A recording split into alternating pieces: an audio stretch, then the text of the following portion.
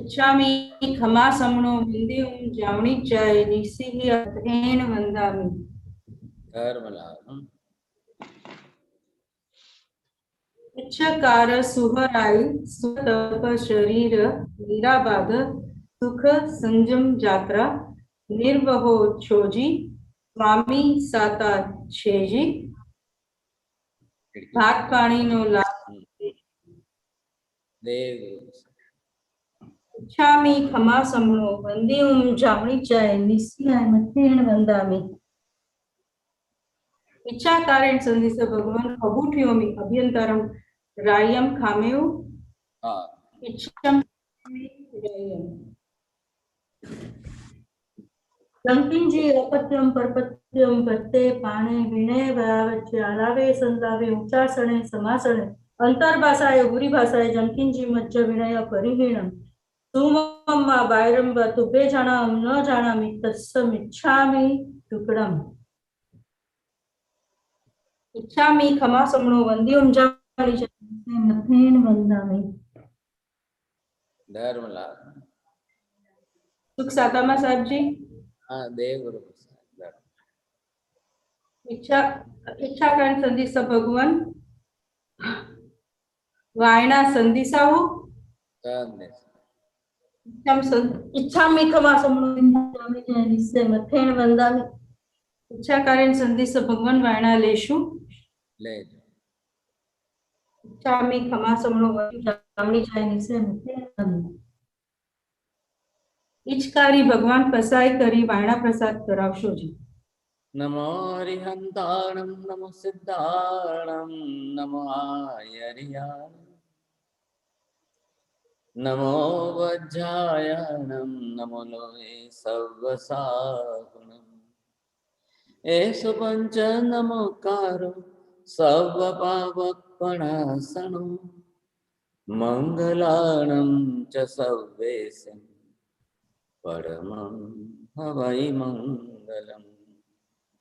जय जगजीव जोनि वेयाणो जगगुरु जगानंदो जगनाहो जगवंदो जय जगप्रिया महोभयम्।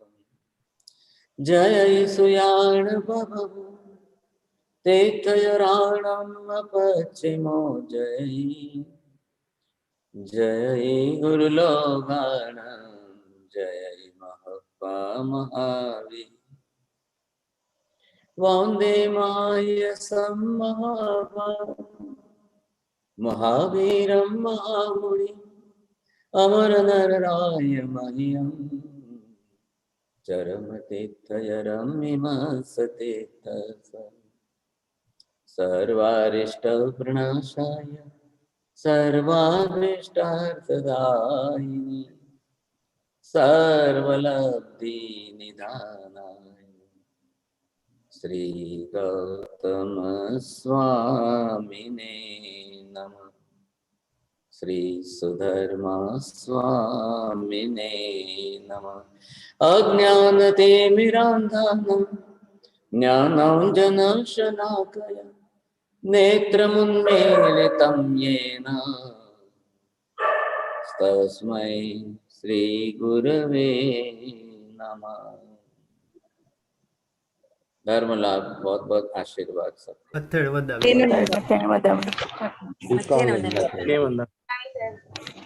हाँ सबको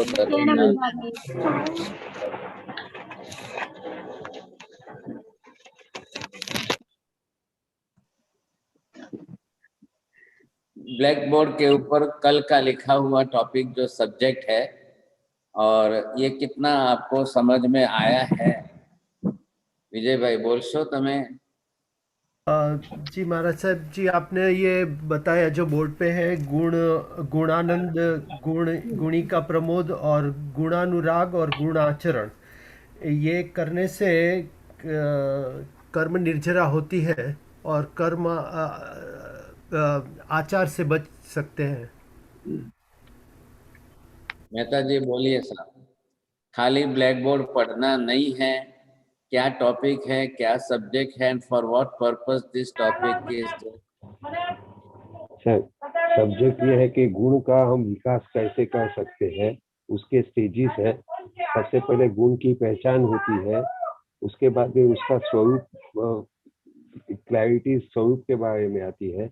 थर्ड स्टेज पे वो गुण को देख के आनंद होता है, गुण का नाम सुनते ही जैसे आनंद हो जाता है। चौथा स्टेज में वो गुण किसी व्यक्ति विशेष में अगर देखा जाए तो उसके ऊपर प्रमाद होता है, प्रमोद भाव हमें होना चाहिए, वो चौथे स्टेज पे आता है। फिर गुण के प्रति हमारा राग खड़ा होता है, अनुराग खड़ा होता है, और वो ही गुण का प्रति जो अनुराग है वो एक मैग्नेट की तरह काम करके हमें गुण के आचरण की तरफ लेके जाता है। बोलिए, और किसको कितना समझ में आया है, किसका ध्यान ज्यादा है? जनक भाई ख्याल आवे छे? ये किस लिए चल रहा है, ये टॉपिक क्यों है? हाँ हाँ साहेब, માફ કરજો, હું ગુજરાતીમાં બોલીશ. બે રીત છે, એક છે ગુણાંતર ધર્મ અને બીજો છે ક્રિયાત્મક ધર્મ. આપણે ગુણાંતર ધર્મથી ગ્રંથિભેદ તરફ જઈ રહ્યા છીએ, એનામાં એક અંશ છે ગુણની આ સીડી છે. ગુણ આત્માનું નિર્જુજ સ્વરૂપ છે. ગુણ સમજ્યા પછી ગુણનું સ્વરૂપ સમજવું પડે કે કેવી રીતે એનું ગોઠવણ છે. એ સમજાય એટલે આપણે ગુણમાં આનંદ આવે, અંદરથી ગુણ તરફ આનંદ પ્રગટાય. પછી ગુણી વ્યક્તિ જોઈને એમનો તરફ પ્રમોદ ભાવ આવે, એટલે ગુણી પ્રમોદ, એટલે વ્યક્તિ તરફ નહીં, ગુણ તરફ. અને એ આપણને ગુણાનું રાગ તરફ લઈ જાય. ગુણાનું રાગ એટલે તમે ગુણને સમજી જાઓ અને અંદર પોતાની અંદર શબ્દ નથી આવતા, અનુકરણ કરવા જાઓ. અને પછી તમે છેલ્લે એ અનુકરણ કરીને એને આચરણમાં નાખો, એટલે ગુણાચારણ. એટલે તમે ખરેખર ધર્મ તરફ આવી ગયા અને આત્મા ધર્મ જે ધર્મ છે એ પ્રમાણે તમે આગળ. देखिए, आप सबसे अच्छी तरह से ध्यान दीजिए, हम जा रहे हैं सम्यक दर्शन की प्राप्ति की तरफ। लक्ष्य क्या है आपका? सम्यक दर्शन भी क्या है? गुण है, आत्मा का गुण है। सम्यक दर्शन आत्मा का मुख्य गुण है और हम उसी दिशा में प्रयाण कर रहे हैं। वो रास्ता है यथा प्रवृत्तिकरण। जब यथा प्रवृत्तिकरण करना है, यथा प्रवृत्तिकरण को टिकाना है, और चरम यथा प्रवृत्तिकरण. You should not do repeat and repeatedly again and again, but you can do the last yatha pravrittikaran. What is the last and why it is the last, and without the last what is happening? Bipin bhai समझाए छे बात, बोलो.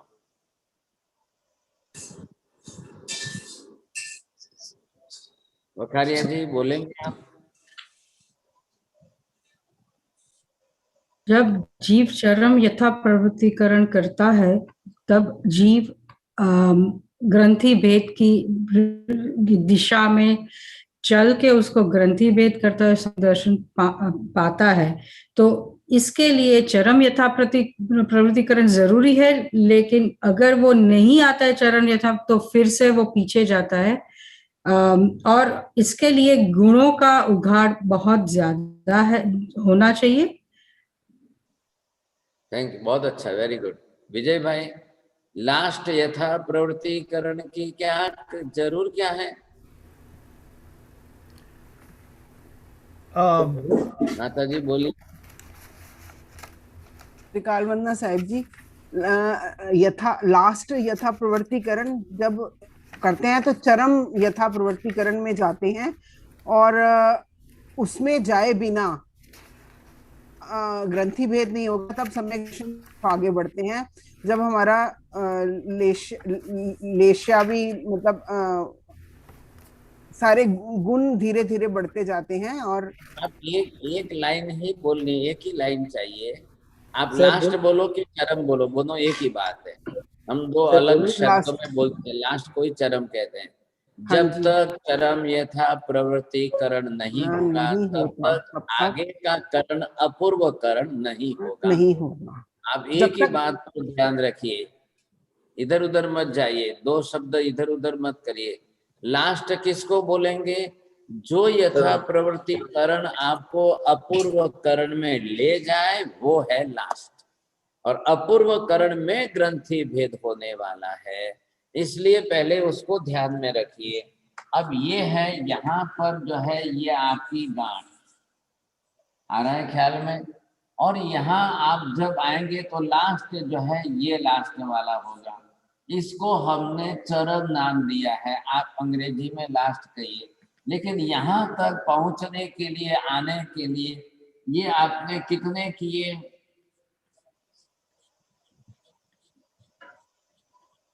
I don't want to repeat the story again and again. Just to take the mango from the tree, the student, the small kid you see, which is pelting the stones.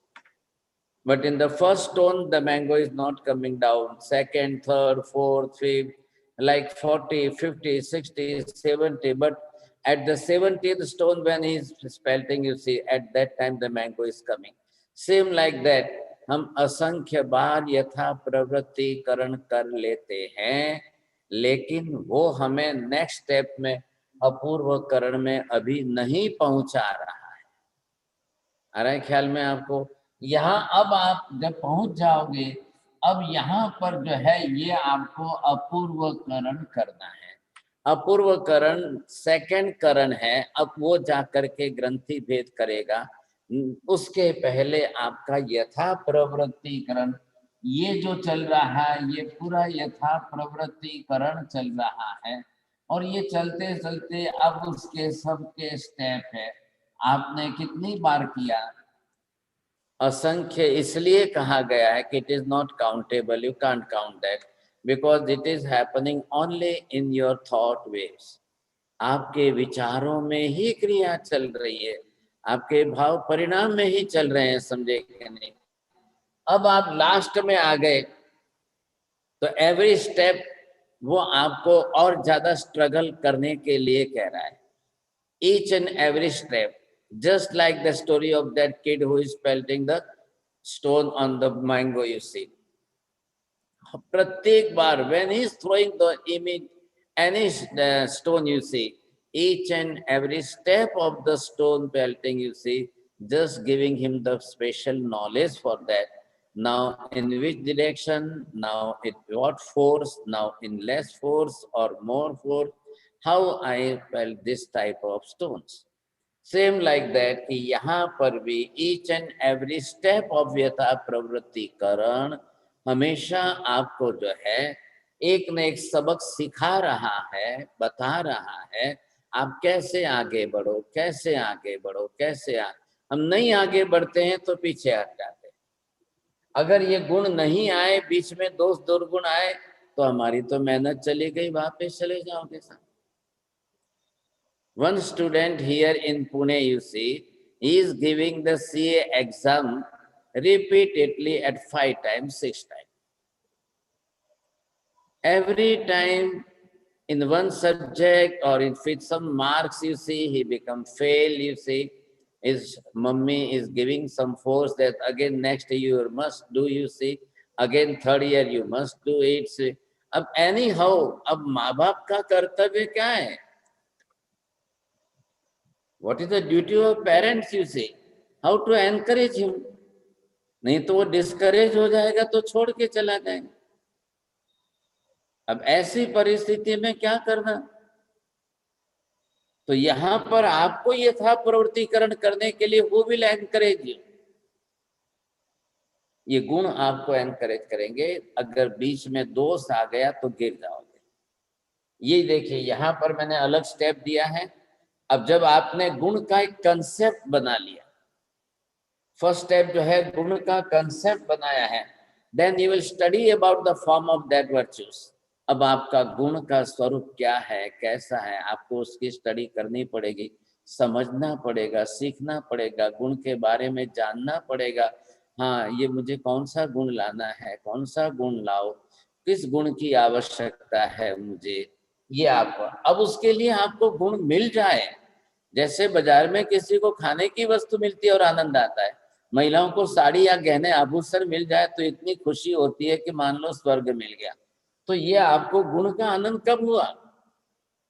लेकिन गुण का आनंद होते ही गुणी के प्रति जेलसी आएगी, ये ध्यान रखना। तो वो दोष आ गया बीच में, जेलसी दोष है। जिस गुण को आप एप्रिसिएट कर रहे हो, जिस गुण के प्रति आनंद तो बढ़ाया, लेकिन वो गुण जो है ऐसे व्यक्ति में है, अब आपकी जेलसी बीच में आ गई। अरे अरे अरे अरे, क्यों भाई साहब, क्या तकलीफ है आपको? एक महिला साड़ी खरीदने जा रही थी, वो बोले मैं ऐसी साड़ी लाना चाहती हूँ, ऐसी साड़ी लाना चाहती हूँ जिसको आज दिन तक किसी ने पहना ही नहीं है, किसी ने लिया ही नहीं है, किसी के पास है ही नहीं था। लेकिन जैसे ही उसने साड़ी खरीद ली और वो निकल के घर आ रही थी, तो रास्ते में वही वैसी सेम साड़ी पहनी उसने किसी गरीब स्त्री को देखी साहब। वो तो वापस चली गई दुकान पर, भाई साहब ये साड़ी ले लो, मुझे तो नहीं चाहिए साहब, आप मेरे को ऐसी साड़ी ला के दो दुनिया में जिसने अभी तक ली नहीं, अभी तक पहनी नहीं। वो कह रहा है भाई साहब आपको क्या फर्क पड़ रहा है? नहीं नहीं, अरे मैंने ली खरीदी, अब मैं तो इतनी प्राइम मिनिस्टर की वाइफ हूँ और आप मेरे को ऐसी साड़ी दो कि वो रास्ते ऊपर एक जो है स्लम एरिया की महिला पहन रही है, मैंने अभी देखा है, वो अभी पहन कर जा रही थी। नहीं ये मेरे को नहीं चाहिए, आप वापस, आपको मैं 2000 और दे दूंगी, लेकिन कल मेरे को नई साड़ी ऐसी ला के दो। क्या हुआ भाई साहब? साड़ी पसंद थी, लेकिन वो साड़ी जिसने पहनी थी वो देख करके उसकी जेलसी बढ़ गई। अब वो जाकर वापस देना। जब आपको गुण से आनंद है, गुण का अनुराग आप बढ़ाना चाहते हो, और वो गुण किसी व्यक्ति में देख करके आपको जेलसी क्यों आती है? तो फिर आप आगे बढ़ ही नहीं पाओगे। इसलिए यहाँ थर्ड स्टेप में गुण का आनंद है, लेकिन फोर्थ स्टेप में वही गुण जिसके अंदर है वो गुणी का आनंद है। अब आपका दुश्मन हो, आपका शत्रु हो, आपकी जिससे अनबन हो, नहीं बनता है, उसमें भी अगर वो गुण दिखे तो भी you should not be discourage about that. आपको गुण से मतलब है, आपको पर्सन व्यक्ति से कोई मतलब नहीं है। तब जाकर के आप गुणानुराग बढ़ाइए। आप इसको हल्के में मत लीजिए, सीरियसली समझिए। सम्यक दृष्टि जीवनु पहलू लक्षण गुणानुराग छे। जब आप गुणानुराग के बारे में समझे, सम्यक दर्शन कल प्राप्त करेंगे, तब आपके अंदर एक जिज्ञासा अब जरूर खड़ी होगी, मुझे सम्यक तो हुआ है कि नहीं हुआ है? मैं कैसे समझूं कि मुझे सम्यक दर्शन हुआ है?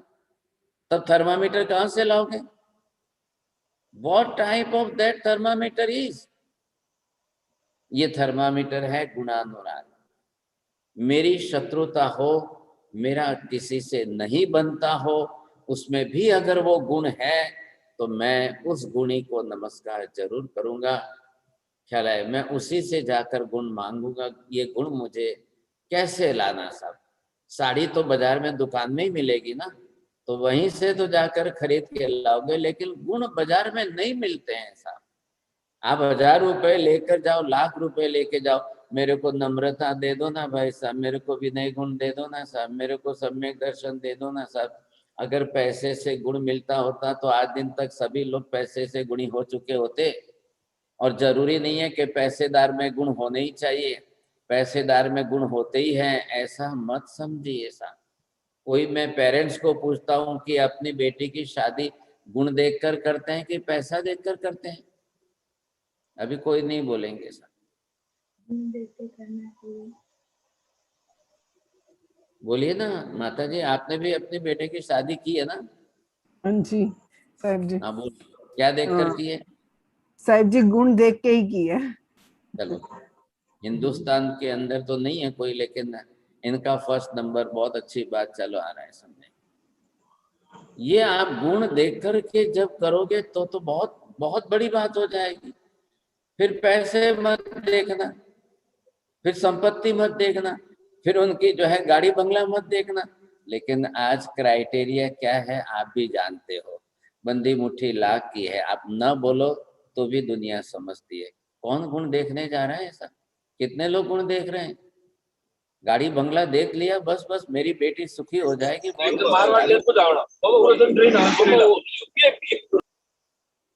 थोड़ा भाई साहब डिस्टरबेंस बंद करिए, आप थोड़ा सा ध्यान रखिए अच्छी तरह से, बहुत सीरियस बात चल रही है, समझने जैसी है। तो ये जब आप गुणी कोई सामने आ जाए, अब गुणी व्यक्ति के अंदर ही गुण है, बाजार में तो गुण मिलता नहीं है, दुकान में तो गुण अलग से होते नहीं है साहब, ये आप पहले समझ के चलिए। अब वो उस गुणों के प्रति अनुराग जब होगा, तब गुणी के प्रति अनुराग होगा कि नहीं होगा? नवकार के अंदर कौन है भाई साहब? आप नमो नमो नमो नमो किसको नमस्कार कर रहे हो? नाम तो किसी का नहीं लिया है, भगवान का भी नाम नहीं लिया, गुरु का भी नाम नहीं लिया। तो अरिहंत शब्द क्या दिया है आपको? सिद्ध शब्द क्या दिया है? नमो आर्यणम में क्या शब्द बोला? क्यों किसी का नाम नहीं दिया? अगर नवकार में किसी का नाम दे दे तो नवकार शाश्वत परमानेंट नहीं होता, फिर नवकार पर्सनल व्यक्तिवाची बन जाता, और व्यक्तिवाची बन जाता तो व्यक्ति के साथ ही रहता, व्यक्ति के है वहां तक ही रहता। लेकिन इस नवकार को अनामी मंत्र कहा है, आ रहा है ख्याल में? अनामी, बिना नाम का मंत्र है, इसलिए ये परमानेंट है। अब चाहे कितने भी भगवान हो जाए, कभी भी हुए थे, भूतकाल में भगवान हुए थे, वर्तमान में, भविष्य में, जब भी होगे तो नवकार यही रहे। तो एक तरफ हमने अनामी मंत्र बोला, दूसरी तरफ हम नवकार को गुणवाची मंत्र बोले, तीसरी तरफ गुणीवाची नवकार मंत्र बोले। इस महामंत्र के अंदर जो जो पांचों परमेष्टि है वो गुणी है, महान गुणी है। हम उनका जाप करते हैं, उनकी साधना करते हैं, बिना किसी के नाम के कर रहे हैं, तो ध्यान रखिए परमानेंट सिस्टम हो गई। इसलिए ऐसे ऐसे इतने इतने इन इन गुणों के धारक वही अरियन सिद्धाचार्य उपाध्याय साधु है, मैं उन्हीं को नमस्कार करता हूं। तो गुणों का जो पद बन गया, एक स्टेज बन गया, एक प्लेटफॉर्म बन गया, उस पद पर आए हुए ऐसे महापुरुषों को नमस्कार। तो चौथा नाम क्या है नवकार का? पदवाची मंत्र, गुणवाची मंत्र, गुणीवाची मंत्र, अनामी मंत्र। समझे कि नहीं? मैं ये चाहता हूं विजय भाई, एक सीरीज हमको नवकार की शुरू करनी है, और वो भी 1 बरस तक चले ऐसे। एक खाली नवकार मंत्र हमको 1 साल भर पढ़ना पड़े, 1 बरस तक पढ़ना पड़े। आपने नवकार को खाली एक जस्ट फॉर द चैंटिंग मंत्र समझ लिया है, પતી ગયું સાહેબ, રોજ ગણું છું ને સવારમાં ઊંઘમાંથી ઉઠતા ગણું છું, રાતના સુતા ગણું છું, પતી ગયું, હવે વધારે છે नहीं साहब। Navkar itself is a good and big philosophy। हम तो गुरुवार को नवकार के मेडिटेशन की क्लास चला रहे हैं, तो नवकार की साधना कैसे प्रैक्टिकल करनी वो सीख रहे हैं, but Navkar is also philosophy. Navkar की अगर फिलोसॉफिकल स्टडी आप करेंगे तो 1 साल लगेगा। चलो अब फिर देखना और सोचना भाई साहब, कोई चालू करे तो मैं तो तैयार हूँ, नवकार के ऊपर 1 बरस तक सिखाने को तैयार। वखारिया जी विचार कर लेना आप भी। अब आते आते जब आप पहुंच गए तो गुणी से अब गुणानुराग, इधर आते हुए दोनों बढ़ जाएगा। इधर देखिए मैं दोनों लिख देता हूँ, ये है गुणानुराग और ये आ गया गुणी का राग। यहाँ गुणी प्रमोद है, गुणी के प्रति प्रमोद भावना बनी है, और यहाँ गुणी के प्रति राग भाव बढ़ गया है। यहाँ राग इज फॉर अट्रैक्शन, जिसका आपको राग होगा उसका अट्रैक्शन आप छोड़ेंगे नहीं। महिलाओं को साड़ी का अट्रैक्शन हो जाता है तो चाहे कुछ भी दुनिया इधर उधर हो जाए तो भी वो उस दुकान पर पहुंचेगी, वही साड़ी लेके आएगी, वही आभूषण गहना लेके आएगी। एक लड़की को शादी करनी है तो पति का राग, अब उसके जीवन के अंदर मेरा जीवन साथी कोई, ऐसे करके वो किसी भी हालत से उससे शादी करके रहती है। अब माँ बाप पेरेंट्स ना कहते नहीं बेटा अपने को इनसे नहीं करनी है, ये हमारे कास्ट के नहीं है, समाज के नहीं। नहीं मम्मी मैं ऊपर से गिर के मर जाऊंगी लेकिन इसी से शादी करूंगी, दूसरी से नहीं करूंगी। ये क्या है? तीव्र अनुराग है। जब तीव्रता अनुराग की जब हो जाए तो वैसी तीव्रता अनुराग की हमारे में क्यों नहीं आ रही है? कुछ भी हो जाए मैं सम्यक दर्शन प्राप्त करके ही रहूंगा, कुछ भी हो जाए मैं ग्रंथि भेद करके ही रहूंगा, कुछ भी हो जाए मैं छोड़ूंगा ही नहीं साथ। ये इतना अनुराग के अट्रैक्शन क्यों नहीं बढ़ता है? क्यों डिफिकल्ट लग रहा है? क्यों आपको मुश्किल या असंभव लग रहा है? आज दिन तक हमारे पहले भूतकाल में क्या अनंत आत्माओं ने सम्यक दर्शन प्राप्त नहीं किया है? क्या बीते हुए अनंत भूतकाल के अंदर अनंत आत्माओं ने ग्रंथि भेद नहीं किया है? क्या बीते हुए अनंत काल में भूतकाल के अंदर अनंत आत्माओं ने यथा प्रवृत्ति नहीं करे? सबने किया है और सबका यही रास्ता है। दिस इज द परमानेंट वे। शाश्वत मार्ग सबके लिए एक ही है। अब वो नैसार की आत्मा करके महावीर बने, मरुभीति की आत्मा करके पार्श्वनाथ बने, धनसार्थवा की आत्मा करके आदिनाथ भगवान बने, या मैं कल जाकर के इस रास्ते चलो, भगवान बनो या न बनो, लेकिन सम्यक दर्शन प्राप्त करना अनिवार्य। मोक्ष में जाने के लिए भगवान बनना अनिवार्य नहीं है, मोक्ष में जाने के लिए सम्यक दर्शन प्राप्त करना अत्यंत अनिवार्य है। आचल्या जी बोलेंगे आप?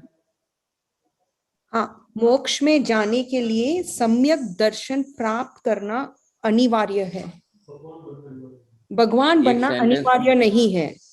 मोक्ष में जाने के लिए भगवान बनना अनिवार्य नहीं है, लेकिन मोक्ष में जाने के लिए सम्यक दर्शन प्राप्त करना अनिवार्य है। अब आप ऐसे करेंगे, 2 बार 3 बार 4 बार रिपीट करेंगे तो मार्क्स माइनस हो जाते हैं। फर्स्ट टाइम परफेक्ट आंसर, बरोबर है? ये आपको सबको ध्यान रखना है। तो ये हमको पहले है, नहीं बनोगे साधु बन करके केवल ज्ञान प्राप्त मोक्ष में जाओगे, कल आप भगवान अरिहंत नहीं बनोगे, साध्वी जी बन करके मोक्ष में चले जाओगे, कल आप गणधर पद से जा सकते हो। अब कितने पद हैं? 15 तरीकों से मोक्ष में जा सकते हैं। अलग अलग पद हैं, अलग अलग रास्ते, अलग अलग तरीके। ये अब आपको गणधरवाद की सीरीज के अंदर आपको मोक्ष के स्वरूप में ये सारी डिटेल आपको समझ में आएगी।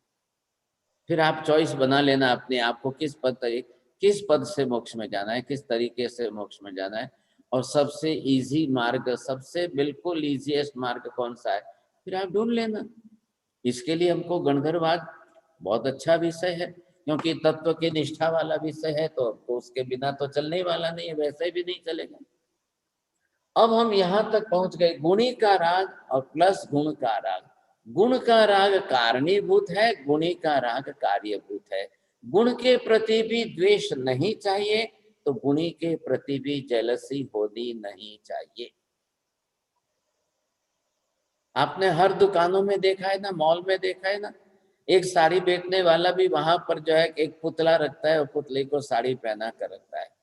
एक जो है ऑर्नामेंटल की जौहरी की दुकान में भी वो वहां पर कुछ रखता है, किसी को नेकलेस पहना के रखता है, किसी को क्या पहना के रखता है, किसी लोग जाकर के देखे पहले, हाँ साहब ये पहना हुआ कैसा दिखेगा, पहना हुआ कैसे दिखेगा। ऐसी स्थिति के अंदर वो क्यों कर रहे हैं? Just for your attraction. और वो भी कहाँ रखेंगे? रोड साइड रखेंगे, दुकान के बाहर रखेंगे। लोग देखते जाएं, जब देखते जाएंगे तब आकर्षित होंगे, आकर्षित होंगे तो देखते ही आपके अंदर लोभ और मोह जगना शुरू हो जाएगा। तो जो सब्जी लेने गए थे वो भी साड़ी ले करके घर आ जाएंगे। चलो आज सब्जी नहीं सही, पति को जाके बोल देंगे कि नहीं आज मार्केट में भाजी नहीं, એટલે આજે ઘરમાં ખાલી મગજ કર્યા છે ખાઈ લો। अब बेचारे पति को क्या समझते हैं, वो क्या समझते हैं बेचारे। लेकिन ये चलता रहेगा, चक्कर चलता रहेगा। चलो ये करके भी आप यहाँ तक पहुंचे क्या? गुणी तक पहुंच गए हैं। गुणों का राग होना चाहिए और गुणी का राग भी उतना ही बढ़ना चाहिए। आचार्य पद के गुणों का राग इतना ही होना चाहिए, आचार्य भगवंत के प्रति भी अनुराग इतना ही होना चाहिए। साधु के त्याग तप आदि गुणों का भी राग इतना ही बढ़ना चाहिए और साधु गुणी के प्रति भी राग उतना ही बढ़ना चाहिए। आपको ध्यान में है? पंचेंद्रिय आवड़े छे बधाने? सम्यक को बोलो पंचेंद्रिय बोलेगा? बोलो विजय भाई, पंचेंद्रिय नहीं आता, मिच्छा में दुक्कड़म महाराज साहब नहीं आता है मुझे। बोलो, बोलिए। मनोज जी, मैं बोलूं साहिब जी?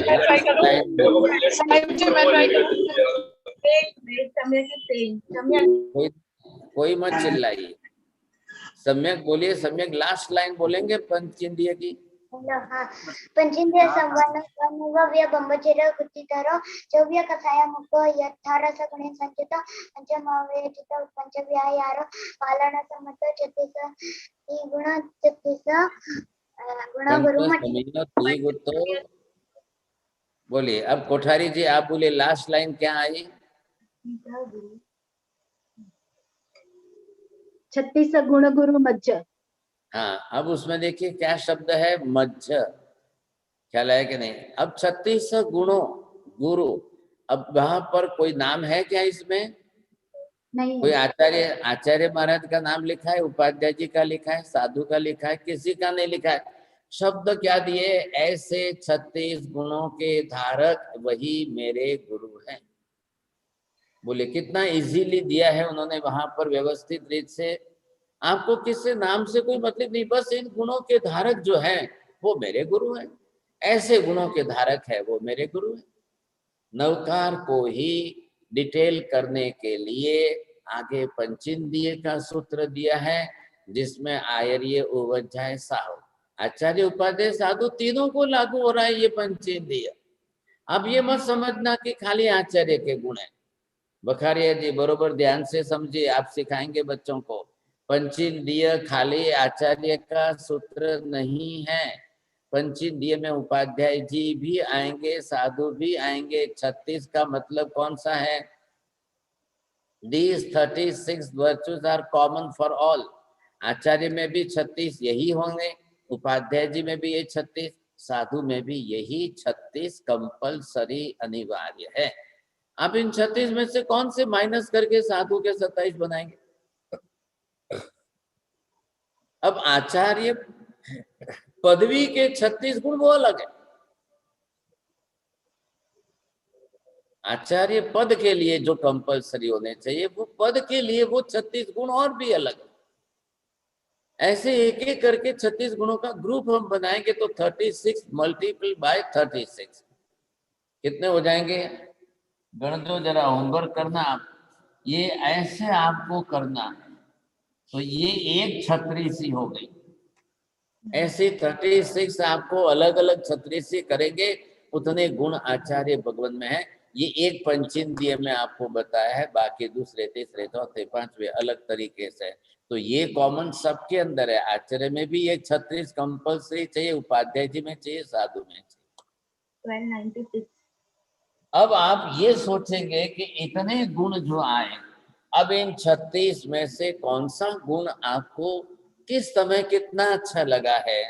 किस गुण को देखकर जाकर आप उनको नमस्कार कर रहे हो? सर जी 36 मल्टीप्लाई बाई 36 किया है, ये कई रीते करे आप? 36 मल्टीप्लाई बाई 36। हाँ, तो ये कई रीते ये कई समझना पड़ेगी।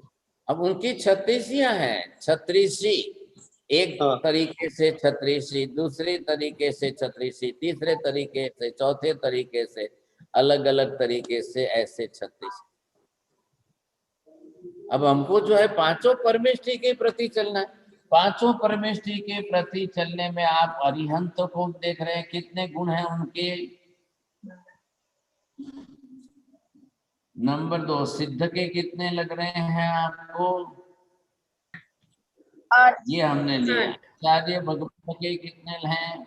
नंबर उपाध्याय जी महाराज के कितने हैं? 25। नंबर 6 साधु के कितने हैं? 27। अब ये टोटल कितना हुआ? 108। अब हम 108 नवकार क्यों गिनते हैं? एक माला के अंदर 108 मणके रख करके क्यों गिन रहे हैं? जैन धर्म के अंदर 108 मणके की माला अनिवार्य क्यों होती है? तो भाई 5 ही परमेष्ठी है, नवकार में 5 को ही नमस्कार किया गया, उनका टोटल 108 ही होता है। अब एक बात जरूर है कि 108 गुण हमको बरोबर आने चाहिए सर। अरिहंत के 12 गुण कौन से हैं वो सामने आपको बिल्कुल स्पष्ट आने चाहिए। सिद्ध के 8 गुण कौन से हैं वो सामने आने चाहिए। हम क्या कर रहे हैं, गुणों को नहीं मालूम है, लेकिन गुणी जिसमें है, ऐसे गुणी है जिनमें ये गुण है, उनको हम नमो अरिहंताणम, नमो सिद्धाणम, नमो आर्यणम, हम नमो से नमस्कार कर रहे हैं। तो आप नमो से नमस्कार गुण को कर रहे हैं कि गुणी को कर रहे हैं? दोनों को। गुण को कर रहे हैं, गुण और गुणी को कर रहे हैं। ये गुण जिनमें डेवलप हो चुके हैं, ये गुण जिनमें पूर्ण रूप से प्रकट हो चुके हैं, हम ऐसे गुणी भगवंतों को नमस्कार कर रहे हैं। लेकिन कारण क्या है, किस कारण से कर रहे हैं? गुण है इसलिए कर रहे हैं। गुण नहीं होते हम नहीं करते साहब। अब जो बाहर चले जाओ, बाहर की दुनिया में 1000 मंदिर आएंगे, दूसरे देवी देवता सैकड़ों आएंगे, वहां क्यों नहीं करते हो? क्यों नहीं करते हो? वहां पर उनके अंदर 12 गुण नहीं है, 12 में से एक गुण नहीं है, तो मैं बाहर किसको जाके नमस्कार करूं? दुनिया में तो सैकड़ों मंदिर है, सबके मंदिर है, अलग अलग वर्ग के दुनिया के मंदिर है, कहीं माता जी के मंदिर है, कहीं देवी देवताओं के मंदिर है, कहीं कितने मंदिर है। क्यों मैं वहां जाकर के नमस्कार नहीं करता हूँ? और कोई बोलता है कि नहीं, मैं जहाँ जाना पड़ता है कोई फ्रेंड के साथ, तो वहां जाके नवकार गिन लूंगा। क्यों गिनेंगे नवकार? कैसे चलेगा आपका नवकार वहां पर? आप वो कोई अरिहंत है, वो कोई सिद्ध है, वो कोई आचार्य उपाध्याय से तो नहीं है। आप वहां कमाशना नहीं दे सकते, वहां नमस्कार नहीं कर सकते हैं। आप बोल ही रहे हो, कंडीशनल बोल रहे हो साहब। अब ये आपको समझना है, ये हमारे लिए, हमने गुण के लिए ये नमस्कार महामंत्र स्वीकार लिया है। अब बराबर समझना ध्यान से, अगर जिस किसी को भी सम्यक दर्शन प्राप्त करना है, यथा प्रवृत्तिकरण करना है, अपूर्वकरण करना है, ग्रंथि भेद करना है, उसके लिए नवकार अनिवार्य हो जाता है। नवकार के बिना आप आगे नहीं बढ़ोगे, नमस्कार के बिना आगे नहीं चलेगी गाड़ी। आपने कहानी सुनी थी ना उस समय भी पहले, नैसार को महाविदय क्षेत्र में रास्ते में जंगल में साधु महाराज मिले। साधु महाराज ने उसको नवकार मंत्र दिया और उस नवकार मंत्र की आराधना उसने की, और 3 दिन तक करते करते करते एक तरफ तो नवकार, एक तरफ गुणी भगवंतों को नमस्कार, और गुरु महाराज ने अर्थ साथ में समझा दिया। उसका फायदा ये हो गया, 3 दिन तक नवकार गिनते गिनते जपते आराधना करते, उसकी यथा प्रवृत्तिकरण भी हो गया, अपूर्वकरण भी हो गया, ग्रंथि भेद हो गया, सम्यक दर्शन प्राप्त कर लिया, मोक्ष का बीज बोया गया, और तीर्थंकर भगवान बनने का बीज उस प्रक्रिया में ही बना। तब जाकर के वो दूसरे भव में, तीसरे भव में, अब एक मात्र जिंदगी के अंतिम दिनों के अंदर 2-3 दिन में नवकार मिला, और नवकार की साधना करके दूसरे भव में वो देवलोक में जाकर के देव बन जाता है। और वही आत्मा वहां से उतर करके तीसरे भव में आदेश्वर भगवान के पौत्र और भरत चक्रवर्ती के बेटे मरीचि के रूप में जन्म लेते हैं। ये पुण्य कहाँ से आया? जब पहले जन्म के अंदर तो पुण्य नहीं था, वो तो लकड़हारा था, जंगल में जाकर लकड़ियां काट के ला करके सिर पर बेच करके 2 पैसा कमा के अपना पेट भर रहा था। आज एकदम कहां से आ गया इतना?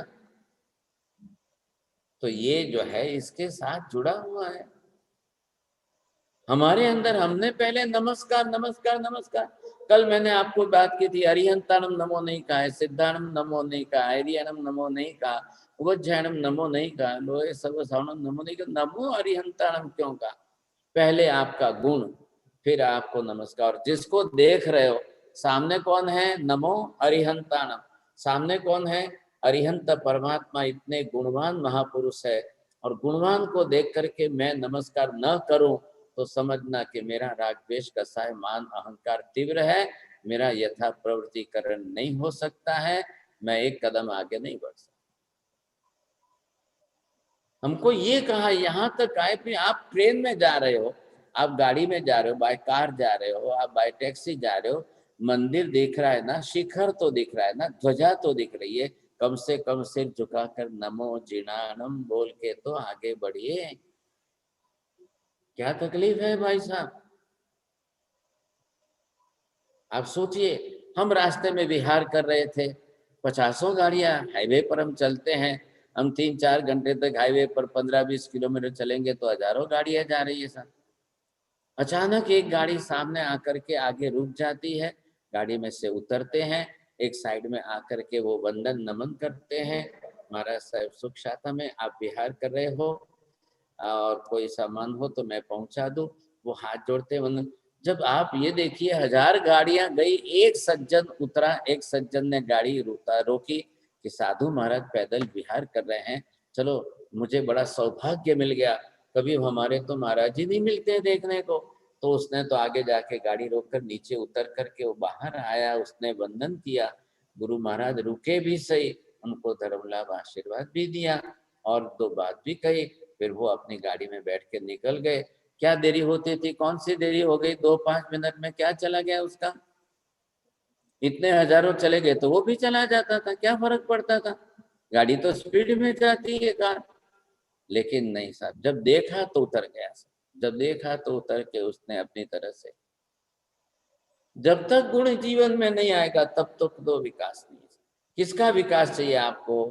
गुणों का विकास चाहिए कि संपत्ति का विकास चाहिए कि पद का विकास चाहिए कि प्रतिष्ठा का विकास चाहिए कि यश कीर्ति का विकास चाहिए कि नामना का विकास चाहिए कि क्या क्या किसका विकास चाहिए आपको?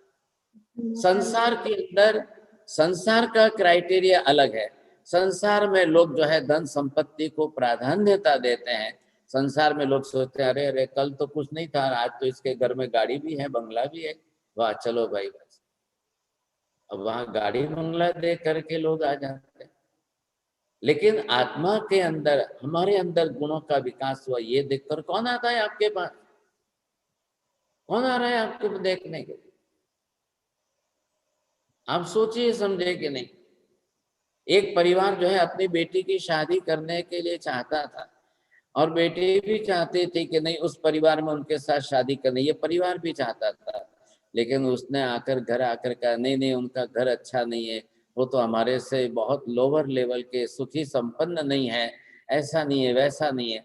अब हो गए साहब, अब वो बेटी के लिए ढूंढते चाहते ढूंढते ढूंढते जो है 2 बरस 3 बरस निकल गए और 3 बरस के बाद जब जो है वापिस वही परिवार उसी बेटी की शादी के लिए देखने गए तो वो परिवार जो है एक बंगले में था। तो पहचान तो गए साहब, बोलो बोलो आइए आइए, कैसे कैसे था? अच्छा अच्छा अच्छा, ए दिवसे तमे आव्या था ये छो ने? हाँ हाँ हाँ बरोबर बरोबर। उस दिन भी यही लड़का था, उस दिन भी यही परिवार था, तो आपने क्या देखकर उस दिन नहीं किया और आज क्या देख करके शादी करने आए सर? ना ना હવે તમારે ગાડી બંગલા થઈ ગયા છે ને એટલે આવ્યા છે। अब क्या करना भाई साहब? उस दिन यही लड़का था, यही लड़की थी, यही परिवार था। अब गाड़ी बंगला देख करके करना चाहिए कि गुण देख करके करना, क्या करना चाहिए साहब? अब उन्होंने उनका गाड़ी बंगला देख करके शादी तो कर ली अच्छी तरह से। आगे की स्टोरी में बोलना भी नहीं चाहता हूँ, जाने दो। तो यहाँ पर जो है हमको क्या करना चाहिए बोलिए साहब, हमारे लिए क्या उचित है? तो ये हम अगर लक्ष्य बनाते हैं जीवन में, क्या है कि बिल्कुल लक्ष्य बनाते हैं तो ही हमको आगे चलना है, नहीं तो नहीं चलना है। ऐसी स्थिति के अंदर अब यहाँ पर जो है, यहाँ तक अगर आप पहुंच गए, मतलब एक हर्डल आपने पासार कर दिया कि आपको गुणी के प्रति जेलसी नहीं आई, द्वेष नहीं आया, दुर्भाव नहीं जगा, आप आगे बढ़ गए, गुणानुराग तक पहुंच गए, अब गुण का आचरण करने लग जाए। खाली यहाँ तक तो ये प्रोसेस है, जब तक जीवन में, खुद के जीवन में गुण नहीं आएगा वहां तक कुछ भी नहीं होगा। आपने गुण को अच्छा समझा, गुण का स्वरूप समझ लिया, आनंद हुआ और प्रमोद भावना व्यक्त की, गुण का अनुराग अट्रैक्शन बना दिया, सब कुछ किया, लेकिन जब तक खुद जीवन में गुण का आचरण नहीं करेंगे वहां तक यथा प्रवृत्तिकरण नहीं होगा, कुछ भी नहीं होगा। मैंने वो जरा चार्ट आपको दिखाया था, ध्यान में है क्या? अब आप जो है जैसे आगे बढ़ेंगे तो गुण आपको आगे बढ़ाएगा। आगे बढ़ाएगा मतलब क्या? गुण बढ़ने पर आपका जो है एक दृष्टि खुलेगी। हाँ वो ये दिखाइए आप। दिखा रही हूँ। एक दृष्टि आपके अंदर से खुल जाएगी और दृष्टि खुलेगी तब आपको जो है एक एक दृष्टि, तो जब एक एक दृष्टि आपकी खुलती जाएगी बढ़ती जाएगी तब जो है आपको ये ख्याल आ जाएगा। हाँ साहब, ये आप देख रहे हैं चार्ट जो आपको दिखाया है। अब ये लास्ट लाइन जो नीचे की खाली है उसमें मैंने ये लिखा है, ये ऊपर वाली लाइन लिख करके आप ऐड कर देना थोड़ा सा। ओके।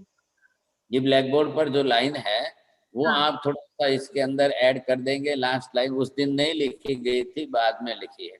अब ये जो है, अब आते आते जब आप गुणानुराग तक पहुंच गए, अब गुणों का अनुराग और गुण का आचरण, प्रैक्टिकल अपनी लाइफ में ऐसे गुणों का आचरण आपको बढ़े, आचरण आपका बढ़े तब जा करके आपको ये ख्याल आएगा, नहीं तो नहीं आएगा।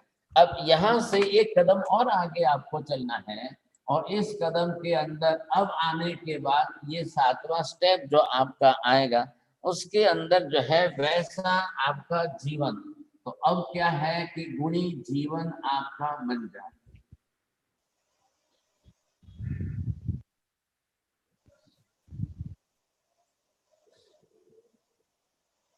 अब आपका जीवन जो है, क्योंकि जैसे ही आपने गुणों का आचरण अपने प्रैक्टिकल लाइफ में शुरू किया तो जीवन आपका गुणी बन जाएगा।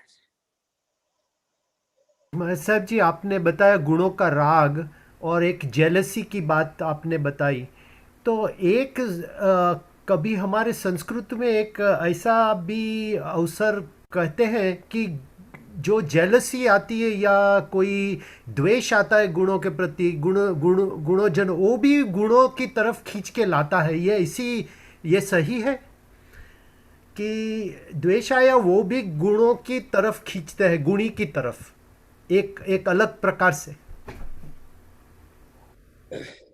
मेरी तो अक्कल काम नहीं कर रही है भाई साहब, बुद्धि मेरे में इतनी है नहीं। अब आप उसको ज्यादा डिफाइन कर दो। और जेलसी भी अगर आपको गुणों की तरफ ले जा रही है तो बहुत अच्छा है, तो जेलसी रोज करनी चाहिए।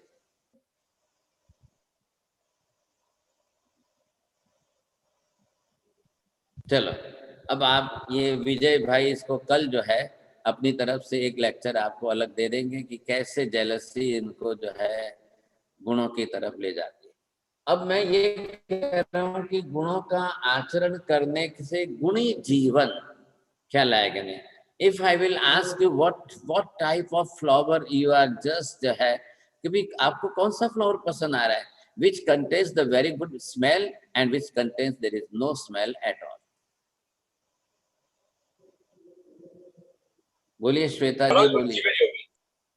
हाँ सोनल बहन। Which contains very good smell. Very good smell. हाँ देखिए, फूल फ्लावर्स के अंदर there are the two things, colours and smell. One flower have the colours but there is no smell, another flower which have colours and plus smells and plus good smells. आ रहा है आपको ख्याल में? अब कर्म की थ्योरी समझेंगे तब हम इसमें समझेंगे why this is happening in the flowers, why these flowers having no smell but having the good colors, attractive colors, बड़े अच्छे आकर्षक कलर है। अब हमको भगवान की पूजा में परमात्मा के चरणों में कौन से फ्लावर्स जो है अर्पण करने चाहिए? which contains very good smell। ख्याल है कि नहीं? अच्छी सुगंध, सुवासित पुष्प, वो है उच्च गोत्र के, वही भगवान की पूजा में अर्पण होते हैं। बिना सुगंध के खाली कलर वाले फूल भगवान को नहीं चढ़ते हैं। और ऐसे बिना स्मेल के अच्छे कलर वाले फूल बहुत ज्यादा है, अनेक प्रकार के हैं, लेकिन हैविंग द गुड स्मेल ऐसे फ्लावर्स तो बहुत लिमिटेड है, बहुत कम है। तो ये उच्च गोत्र और नीच गोत्र का फर्क है। जब हम सीखेंगे कर्म की थ्योरी तब आप समझेंगे। अभी हमको ये यहाँ पर समझना है, गुणी जीवन, आप ऐसा जीवन जिए कि आपके गुण में से सुवास फैलने लगे साहब। आप जहां पहुंच जाए, आप कहीं पहुंच जाए, आप न भी पहुंचो, आपका नाम पहुंच जाए, तब भी लोगों को सुन करके आपके गुणों का स्मरण हो जाए। ख्याल है कि नहीं? नाम सुनते आपके गुणों का स्मरण आ जाए। कल वो मिले या न मिले, कल वो आए या न आए, लेकिन हाँ साहब, मेहता जी ऐसे थे, उनकी सरलता इतनी अच्छी थी, वो इतने सरल थे साहब। वो हमको उस समय क्लास में आते थे ना, क्लास में मिलते थे ना, तो आप मेहता जी को जो है जिस तरह से एक गुणों से पहचान बना लेंगे, ये सबसे बड़ी विशेषता होनी जरूरी है। बिना गुणों की पहचान नाम की पहचान है। आ रहा है ख्याल में आपको? अब हम खाली नाम से पहचान बना के रखेंगे तो फिर आपको कोई ज्यादा पहचान ही नहीं पाएगा, समझेंगे नहीं। बोलो विजय भाई, તમારી ઓળખ તમારા ગુણોથી છે કે તમારા નામ ગામ ઠામથી કે સંબંધથી છે? ये तो બીજાને જ ખબર હોય ને, હું તો સર્વગણ, તમને તો ખબર જ નથી ને કઈ। બીજા કે એ પર પણ કોઠારીજી, चलो जवाब दो। प्रवीण भाई, आपकी पहचान आपके नाम से है कि आपके गुणों से है? आपके परिचय, आपका परिचय किससे है? नाम से सर। नहीं, नाम से है। चलो अब ललिता जी, आपका परिचय किसी को? आपके महिलाओं के लिए सबसे बड़ा है संबंधों का परिचय। केमना कोना वाइफ छे, कोनी मम्मी छे, कोनी दादी छे, महिलाओं का रिलेटिव परिचय जो है वो होता है। लेकिन ये तो संसार का व्यवहार है, संसार में तो चाहिए ये संबंध, आप बिना उसके आपकी पहचान नहीं होगी। जब आई बात आत्मा की, अब वो महिला है या पुरुष है या कोई भी है, तो उसकी पहचान उसके गुणों से होनी चाहिए। हम इतने लोग यहाँ पर सब जने जूम पर इकट्ठे होते हैं, कितने नेबर नियर अबाउट 67-70 के ऊपर फिगर जा रहा है। कौन कौन किसको पहचानता है? कोई किसी को नहीं पहचानता है, कोई किसी को नहीं जानता है, किसी की कोई पहचान नहीं, न कोई रिलेशन है, न कोई संबंध, न कोई मेरा कोई रिलेटिव है, न कोई आपका मैं रिलेटिव, कुछ नहीं। लेकिन एक पहचान जो बनी है, गुण की पहचान, ये गुणों का रिलेशन चलेगा। ये गुणों की पहचान अगर हमारी आगे बढ़ जाती है तो बहुत अच्छी बात है। अब हमारा गुणी जीवन हो जाए, समझे कि नहीं?